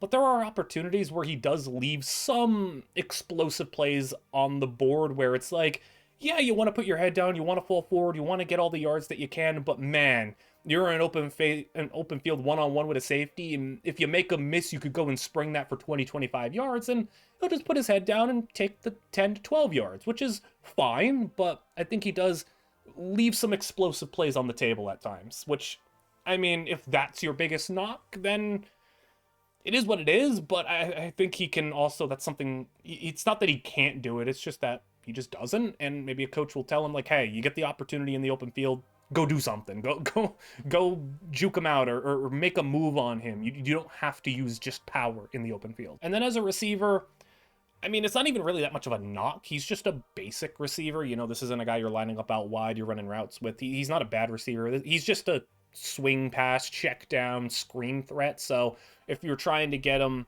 as a, 50 catch a season guy, maybe that's not going to be what he's going to be best at. But I mean, he has 3-down play. He can get on the field on 3rd down. He can catch the football. He can block. He's just not maybe 3rd down, weapon where you're throwing him out on a wheel route and an angle route and he's going to be dominant. But you get him in open space, he's dangerous. He's not like a dominant receiving threat. So at the very least, maybe you'll want to have a 3rd down back behind him to relieve him in certain situations. But overall, Hampton's going to be such a fun player and I really hope that he does develop some of the better vision in the hole and does try to go for a bit more of the explosive plays, because if he can, he could be a really special player. And then we go to James Pearce. Now, I will first touch on the character concerns.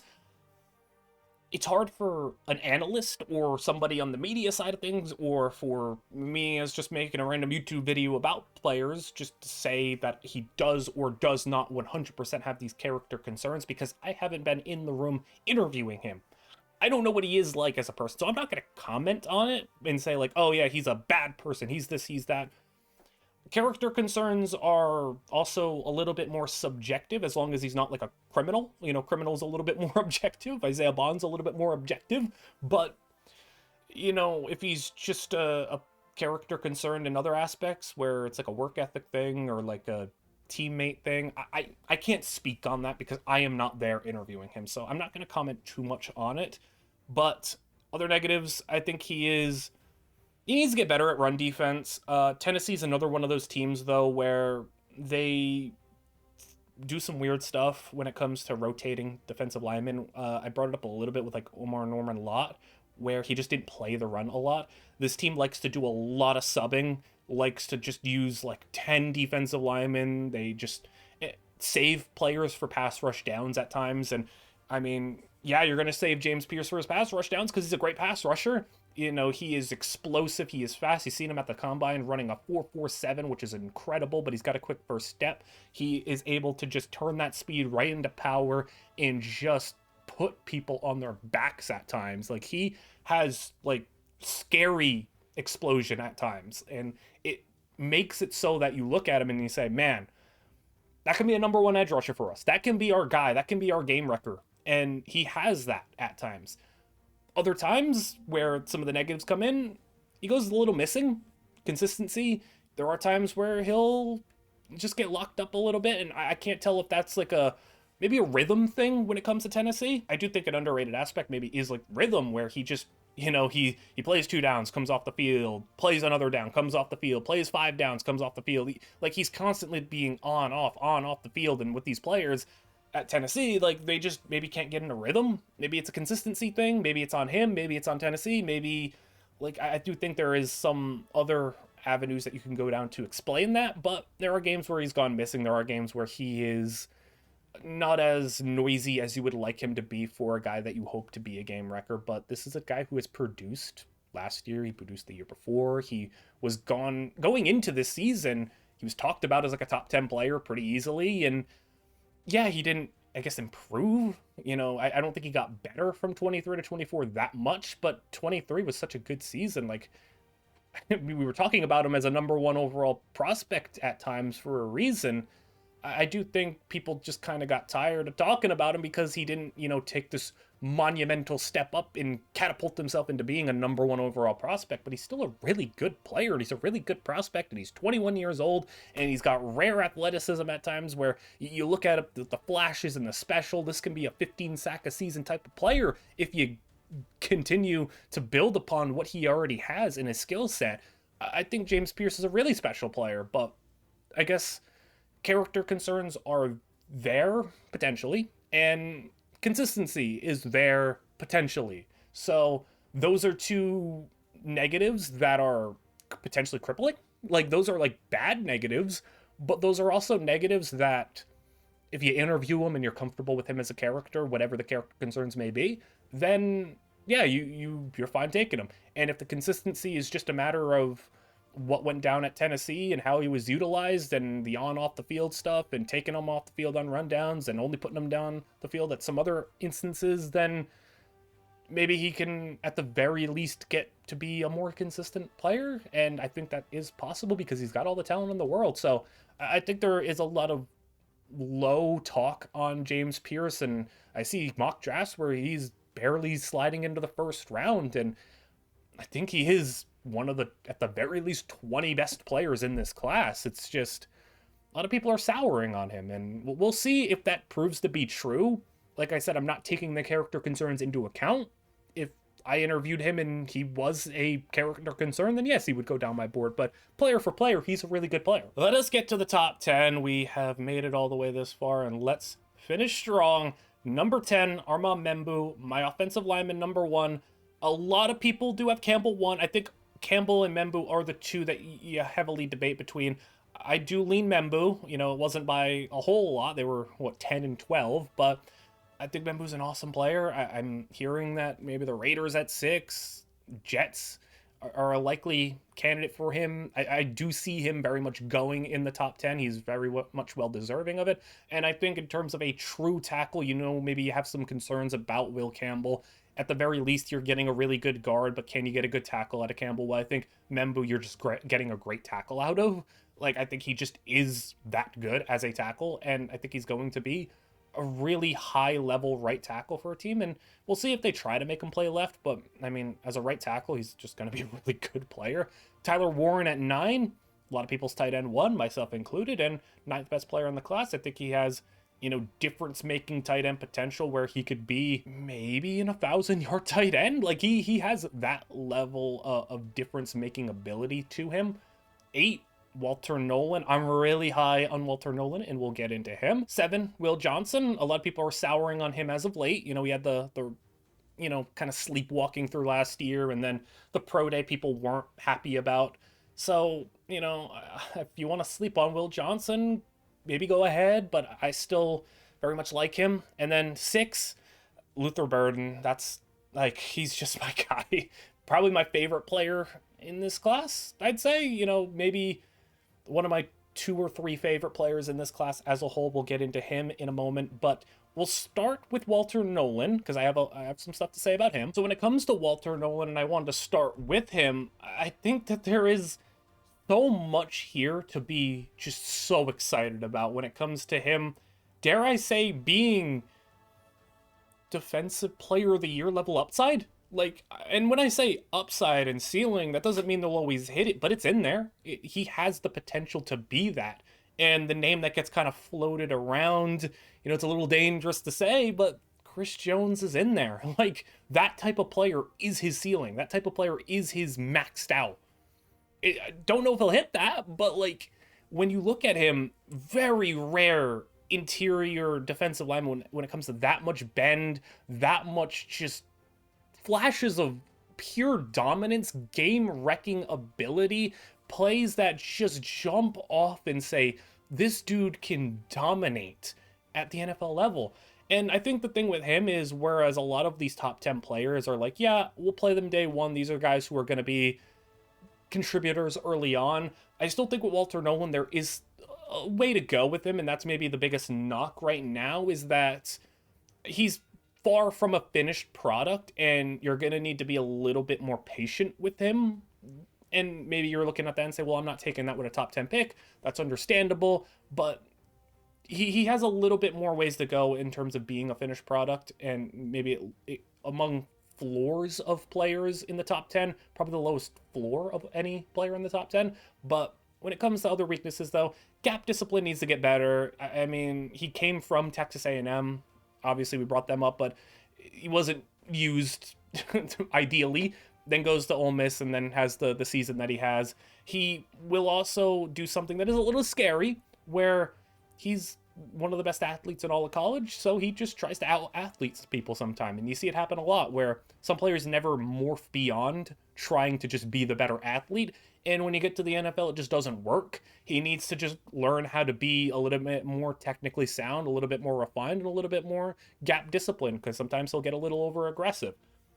If you can deal with some of the headaches that he might give you in terms of, like, he might frustrate a defensive coordinator sometimes, because you're like, man, you have the superstar potential, you have the all-pro potential, you could be special for us, but your headache sometimes, you opened up that gap there, you tried to be too much of an athlete and you just didn't use your hands properly, or whatever the case is. But you get him with the right place, you get him in a spot where he can just learn and develop and go and just be a dominant player, because if he hits that ceiling, you are looking at a player that I'd say actually one of just the best players in the NFL. That's why I have him so high, just because of the pure special upside, the special ceiling. He's not going to go top 10, probably, but, like, if he does, if he goes top 10, top 15, top 20, you know why. Like, he has that in him, and I guess you could let me know if you think he's going to hit that or where he'll end up settling in, but it's hard to pass up a special athlete and a special player, because traits and the abilities that he has don't come around very often, and it's at a position of interior defensive line that is just so amazing to have a player like him, so amazing to have a Chris Jones, or when it comes to like Kenneth Grant, the Dexter Lawrence name thrown around, if you can have these players hit those ceilings, it's like, man, those are guys you're paying, 25, $30 million to by the time their contracts are up. And it's like, those are Defensive Player of the Year candidates right there. These are special, special players. And I think Walter Nolen has every bit of that in him to be that special of a player. And then let's go to number 6, my guy Luther Burden, who I have as my wide receiver 3. I mean, if there's a player that has just suffered some prospect fatigue and some unfair criticism at times, I think Luther Burden is one of them. Who, yeah, he had an incredible 2023 season, but in 2024 was a down year. Trust me when I tell you, Missouri was a tough watch. I mean, they just didn't do much. Like, Brady Cook, for one, was one of the hardest quarterbacks to watch in all of college football. And 2, they just didn't actually let him do anything. Like, I'm being so serious. Like, so many of his plays, they just threw him screens because they knew they couldn't stretch the field. They knew they couldn't go even in the intermediate. They couldn't ask their quarterback to do anything with a hint of complexity. So maybe I'm making a lot of excuses for him, but the reason his season just wasn't as productive is just because the situation stunk. Like, it was brutal to watch. And if you watched Missouri games, maybe you could say the same thing, like, and you can agree with that. But in terms of the issues, I guess, is I do think there are times where it could be a little bit more QB friendly. We talked about QB friendly receivers. I don't think Burden is as friendly when it comes to working back to the football. I don't want to say he gives up on plays, but like there are some times where you can see the frustration set in. I do think it was just a product of the situation, but limited play on the outside. He's definitely going to be a high level slot receiver in the NFL. I don't think he is just incapable of playing on the outside, but slot's going to be where his home is. And then I kind of put main character here as a negative. I guess I would just say this one is a lot more subjective. He's been labeled like already like a diva receiver, and he's got personality issues, and he wants the ball, and he's just a headache. Some people don't mind that. I mean, some people like their receivers to be a little delusional. Some people like their receivers to be a little bit more selfish. Some people like their receivers to just be, normal human beings. But it doesn't bother me. It really doesn't. He wants the ball. What great receiver doesn't want the ball? He gets frustrated when the situation stunk at Missouri. What receiver wouldn't? Like, I remember there was one play where, like, he caught a touchdown, it got called back, and he was angry on the sidelines. But, like, yeah, he caught a touchdown, he made a big play, and then it got taken away because someone was holding or something like that. Like, I think these are understandable reasons to get angry. He was just frustrated last season, and if you are genuinely worried about him being, like, a headache, then, I mean, how many great receivers in the NFL are just not at all selfish and don't want the football and don't have any issues? I mean, you can get away with it if you're a great receiver. And the thing is, I think Luther Burden is a great receiver. And what he gives you is, I think, day one in the NFL, he could be one of the 5 best yards after catch receivers in the entire league. One of the best guys when it comes to just making something happen when he gets the football in his hands.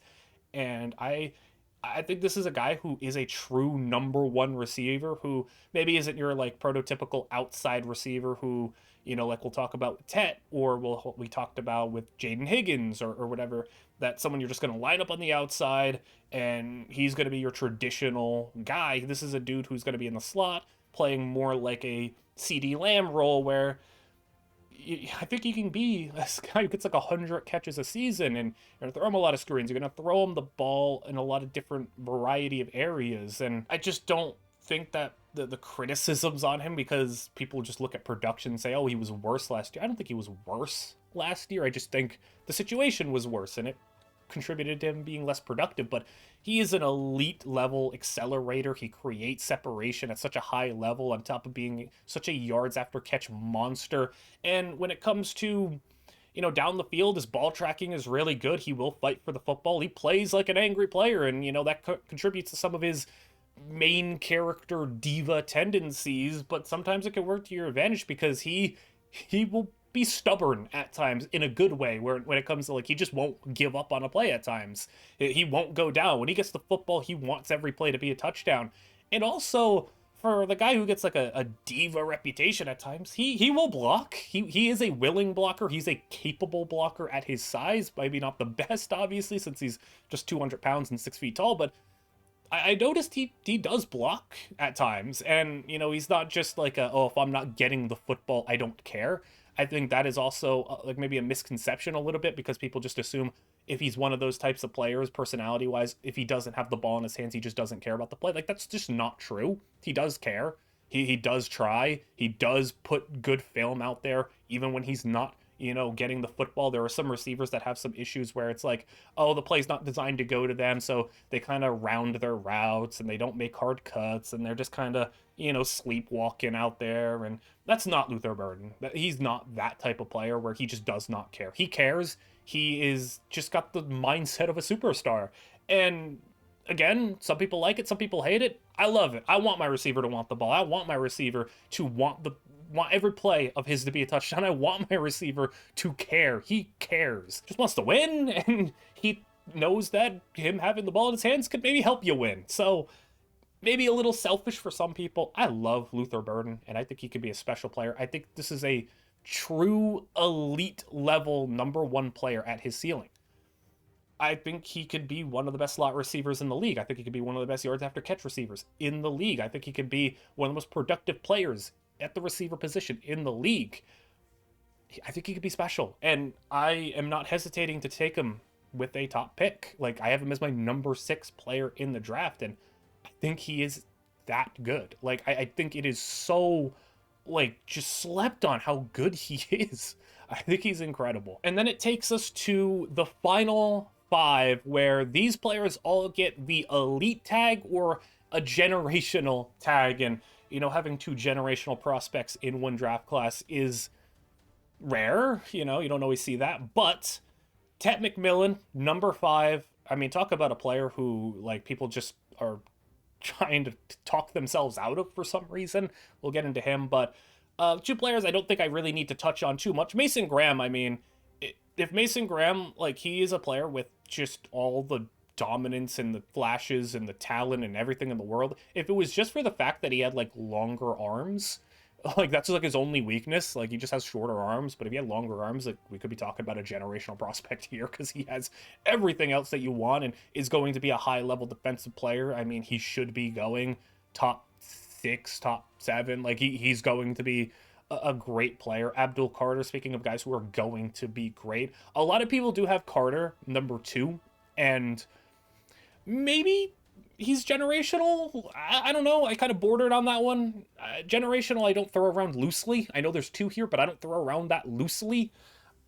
But I put him as just an elite prospect. #3, still, like, really high praise. He's going to be a special player, I think. Whatever team gets him is getting a true dominant #1 edge rusher, is getting a rare athlete at the position, a rare player just in general who, again, defensive player of the year type of caliber production that he can put up, and his ceiling is that of an all-pro defensive player of the year player.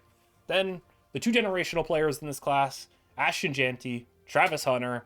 Don't think a surprise there to have those guys that high.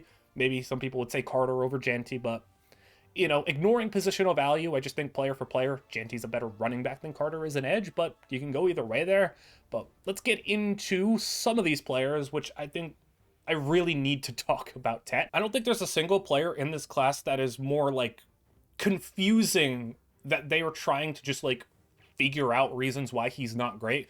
Tet McMillan is an incredible wide receiver. I don't understand this whole idea that, like, people are trying to, like, knock him. You know, a lot of people don't like him because he's not, like, this super smooth, crisp route runner who doesn't run, like, these highlight reel routes and snaps people's ankles. I do not care.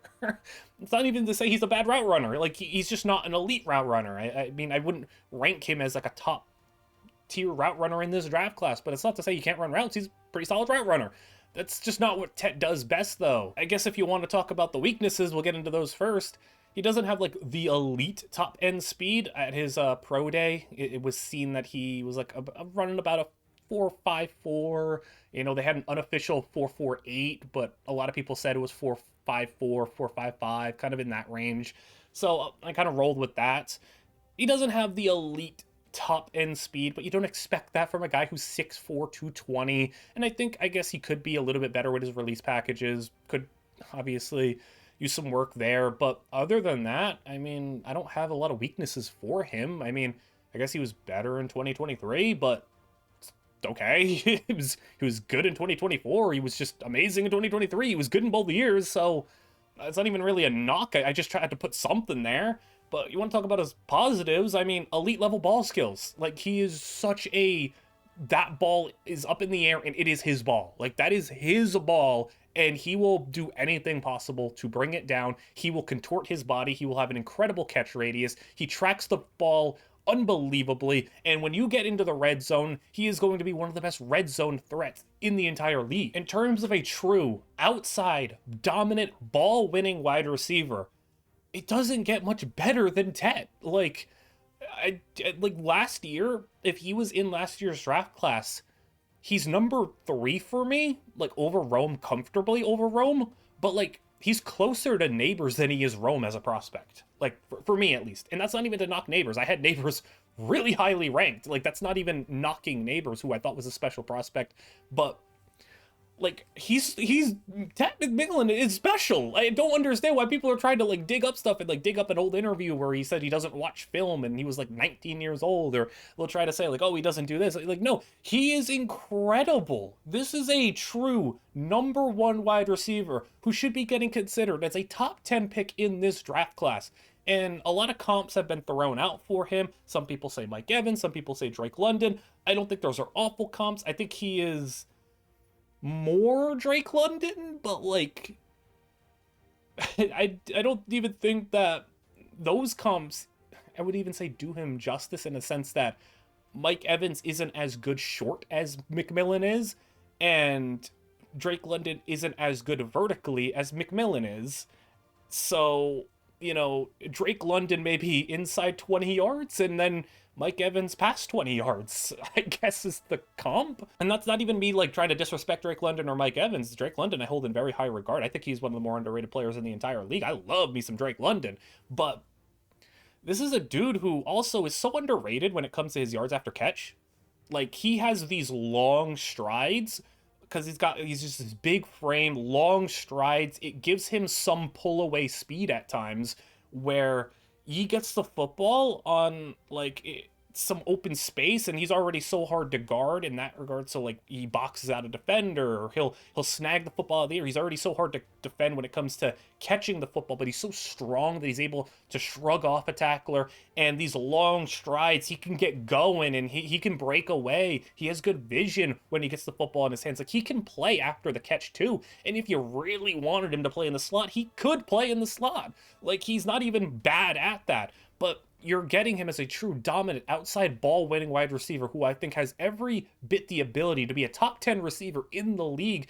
And he's going to be so good for any quarterback that just, you know, you get a quarterback maybe who doesn't have pinpoint perfect accuracy and you just need to throw the football into the area. You get it in Tet McMillan's radius, you get it into his vicinity, he will snag that football. I just can't understand why people are not, like, acknowledging that, like, Ted is really good. Like, he's really good.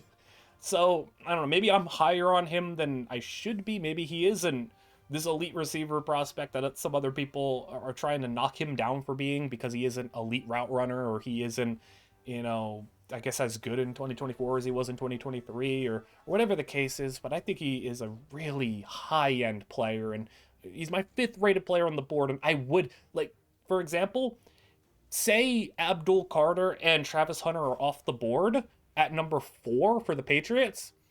If I were the Patriots, I think I'm taking Tet. like, because there was talk. So it's like, do you take Tet? Do you double up Milton Williams, Christian Barmore, Mason Graham? Do you just go take the lineman and be safe? I think I'd just take Tet. Like, I think that if you took Tet top 5, that wouldn't be a bad pick. And then, of course, the final 2 players that I got to talk about, Ashton Jeanty, who is my number 1 running back, to the surprise of absolutely nobody. And I know some people don't like throwing, like, Hall of Famer out around there. And again, it's ceiling. It's not exactly what he absolutely 100% is going to be.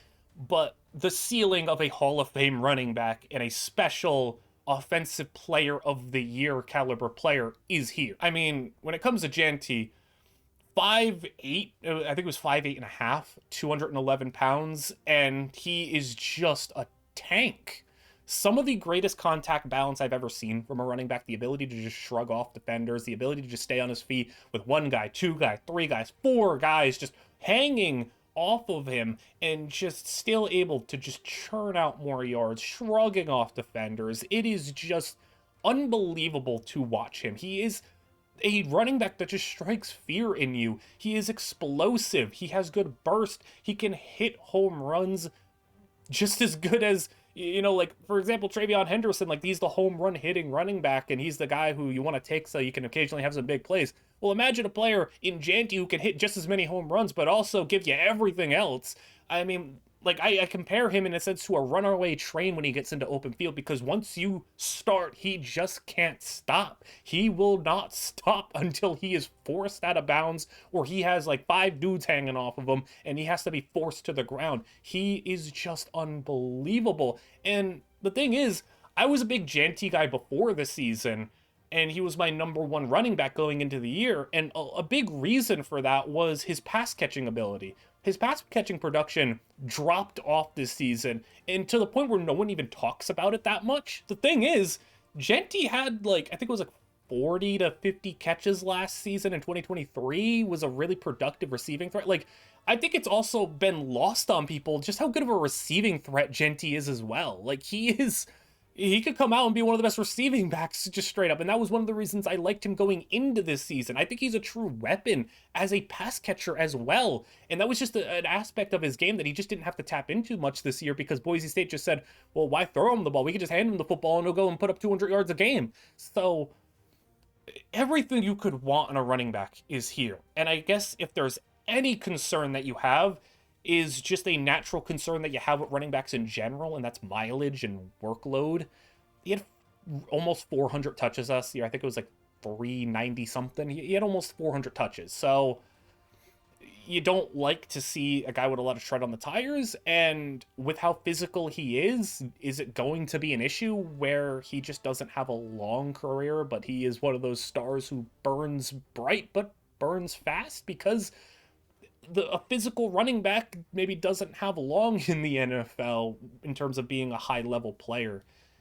It's just history will tell us over the past decade, you get some of these running backs and they come out the gates 4 great years, 3 great years, and then by the time they're 26, it's like, man, they're already washed. I hope that doesn't happen with Jeanty. I hope he can maybe protect himself a little bit, maybe help himself out a little bit to carve out a nice career. But you get the rare exceptions. You get the Derrick Henrys. I don't think he's not nearly as big as Derrick Henry, obviously, but you get the rare player that's going to have the physicality, but also the longevity. I hope he falls into that category. Marshawn Lynch is a name that gets thrown out a lot. He's a player that did have more than a couple good years. He played, up to about a 10,000 yard career.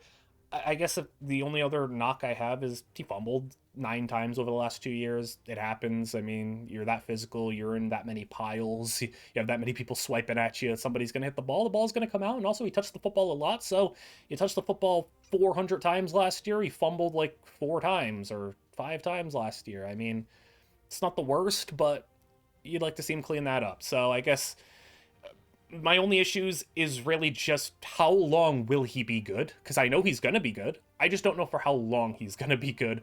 But I guess we're here for a fun time, not a long time with Ashton Jeanty, because while he is here, I'm riding him all the way to the playoffs, and I am riding him to an Offensive Player of the Year award, and I am, putting him in the role that Saquon Barkley is in, where I think I can ride him to a Super Bowl. He is that good. And then the last player I really want to cover is obviously Travis Hunter, because he's my number 1 player.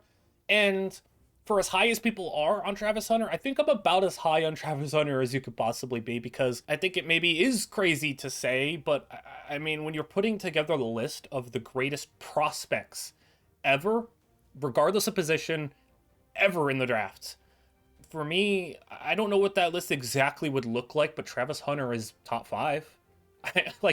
I think Travis Hunter is unbelievable. Like, he is not human in a lot of ways. And I have him down as like, if he ever wanted to just pick a position, which he said he would rather retire than not play two positions, but if he wanted to play wide receiver, just wide receiver, I think he could be a top 5 receiver in the league. If he wanted to play corner, I think he could be a top 5 corner in the league. If he wants to play both of them, maybe not top 5 at both, but maybe top 10 at both. Like, I don't think that's crazy either. I genuinely see a player that could be going down as one of the most incredible players of all time, with the ceiling and the potential there. It's ridiculous what he is able to do. I think also arguably the greatest ball skills ever for a prospect. The way he is able, I talked about it with Tet, the way he's able to just go and snag the football of the year and contort his body and do all these things. There are some crazy catches that Travis Hunter made where he's not even 6'4" like Tet, but he is still making these acrobatic, unbelievable catches. And then you translate that to the defensive side of the football. He's got, at the very least among cornerbacks, among defensive backs, the greatest ball skills you will ever see, because he is an amazing ball winner at the wide receiver position. So you translate that to cornerback, that's incredible. And then he could be a wide receiver individually, like I said, and be elite. He could be a cornerback individually and be elite. He is a threat with the ball in his hands whenever he gets it. Interception, handoff, jet sweep, throw it to him, swing it to him, whatever. He gets the football in his hands, he's a threat to go to the end zone every single time. I guess if you want to bring up concerns, I think there is some Ashton Jeanty concern in the sense that, will he be here for a long time? Is 90 snaps a game at times, which he did play, is that sustainable? Don't think so, but he's intent on doing what is, like, maybe never been done before to that level. Like, you've seen players play both ways, but to the level that he wants to, like, that just doesn't happen anymore. And maybe that does hurt him with, I put two position stubbornness. Is he going to be too stubborn? Because for me, if I'm taking Travis Hunter, I want him full-time 100% corner and part-time receiver. I think that's where you're maximizing him, because I think, one, it's a lot harder to find a truly elite corner than it is a truly elite receiver, even though some may say an elite receiver is more valuable. I think finding a Pat Surtain is harder to find than finding a AJ Brown. We'll say that.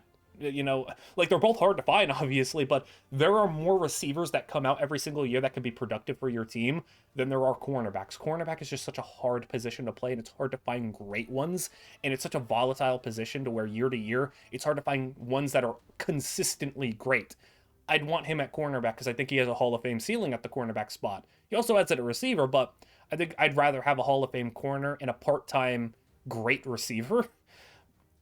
I don't know if he's going to be fine with that. He wants to play both sides of the football, but is he going to be okay with every snap at cornerback and then 10, 15 snaps at receiver?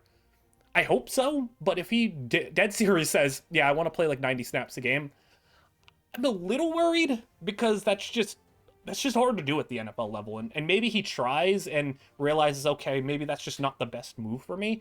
And then he decides, you know what, we're gonna scale it back a little bit, and he'll figure it out. But I'm hoping he's just gonna be happy to play both ways, but not full-time receiver. Maybe a team, though, will take him to be a full-time receiver. That the issue is, it's harder to be a full-time receiver and a part-time corner. You can't really be a part-time corner. You can be a part-time receiver with packages and stuff set up for you. You can't really be a part-time corner. It's just not that possible relative to what the flip side is of being a part-time receiver. The only other concern is, I guess he's a little light. He's 188 pounds, but okay. I mean, that's not going to deter me from taking him. It's not like if he were, a couple of pounds heavier, I'd be throwing a party or anything. I'm just sitting here saying Travis Hunter is the best player in this draft, and he is truly special. He is truly incredible. I see a Hall of Fame level player. I see a top 5 corner in the NFL. I see a player who can just do whatever you want.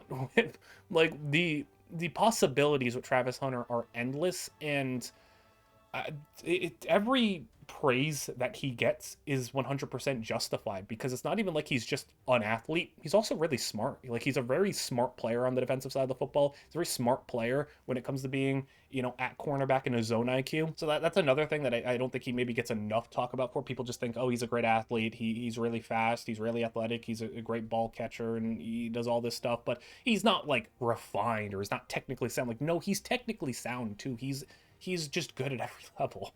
So Jarvis Leonard is my #1 player in this year's draft. And overall, I want you guys to let me know what you thought, what you massively agree with, disagree with. You know, at the end of the day, I hope you just keep it, you know, respectful. At the end of the day, this is supposed to be fun, and, you know, it's not really worth getting mad about. You know, I don't get mad if somebody doesn't agree with a prospect ranking, or, you know, it's too high or too low on a player. Just, you know, be respectful about it. And if you want to talk about it in the comments, go ahead. Tell me who your underrated player is, who your overrated player is, who your favorite player is, you know. Tell me all that stuff. Like and subscribe as well, because that helps out a lot. This video did take a good bit of time to make, and if you want to see more content like this, you can let me know. But I hope you all enjoyed, and I'll see you guys all in the next one.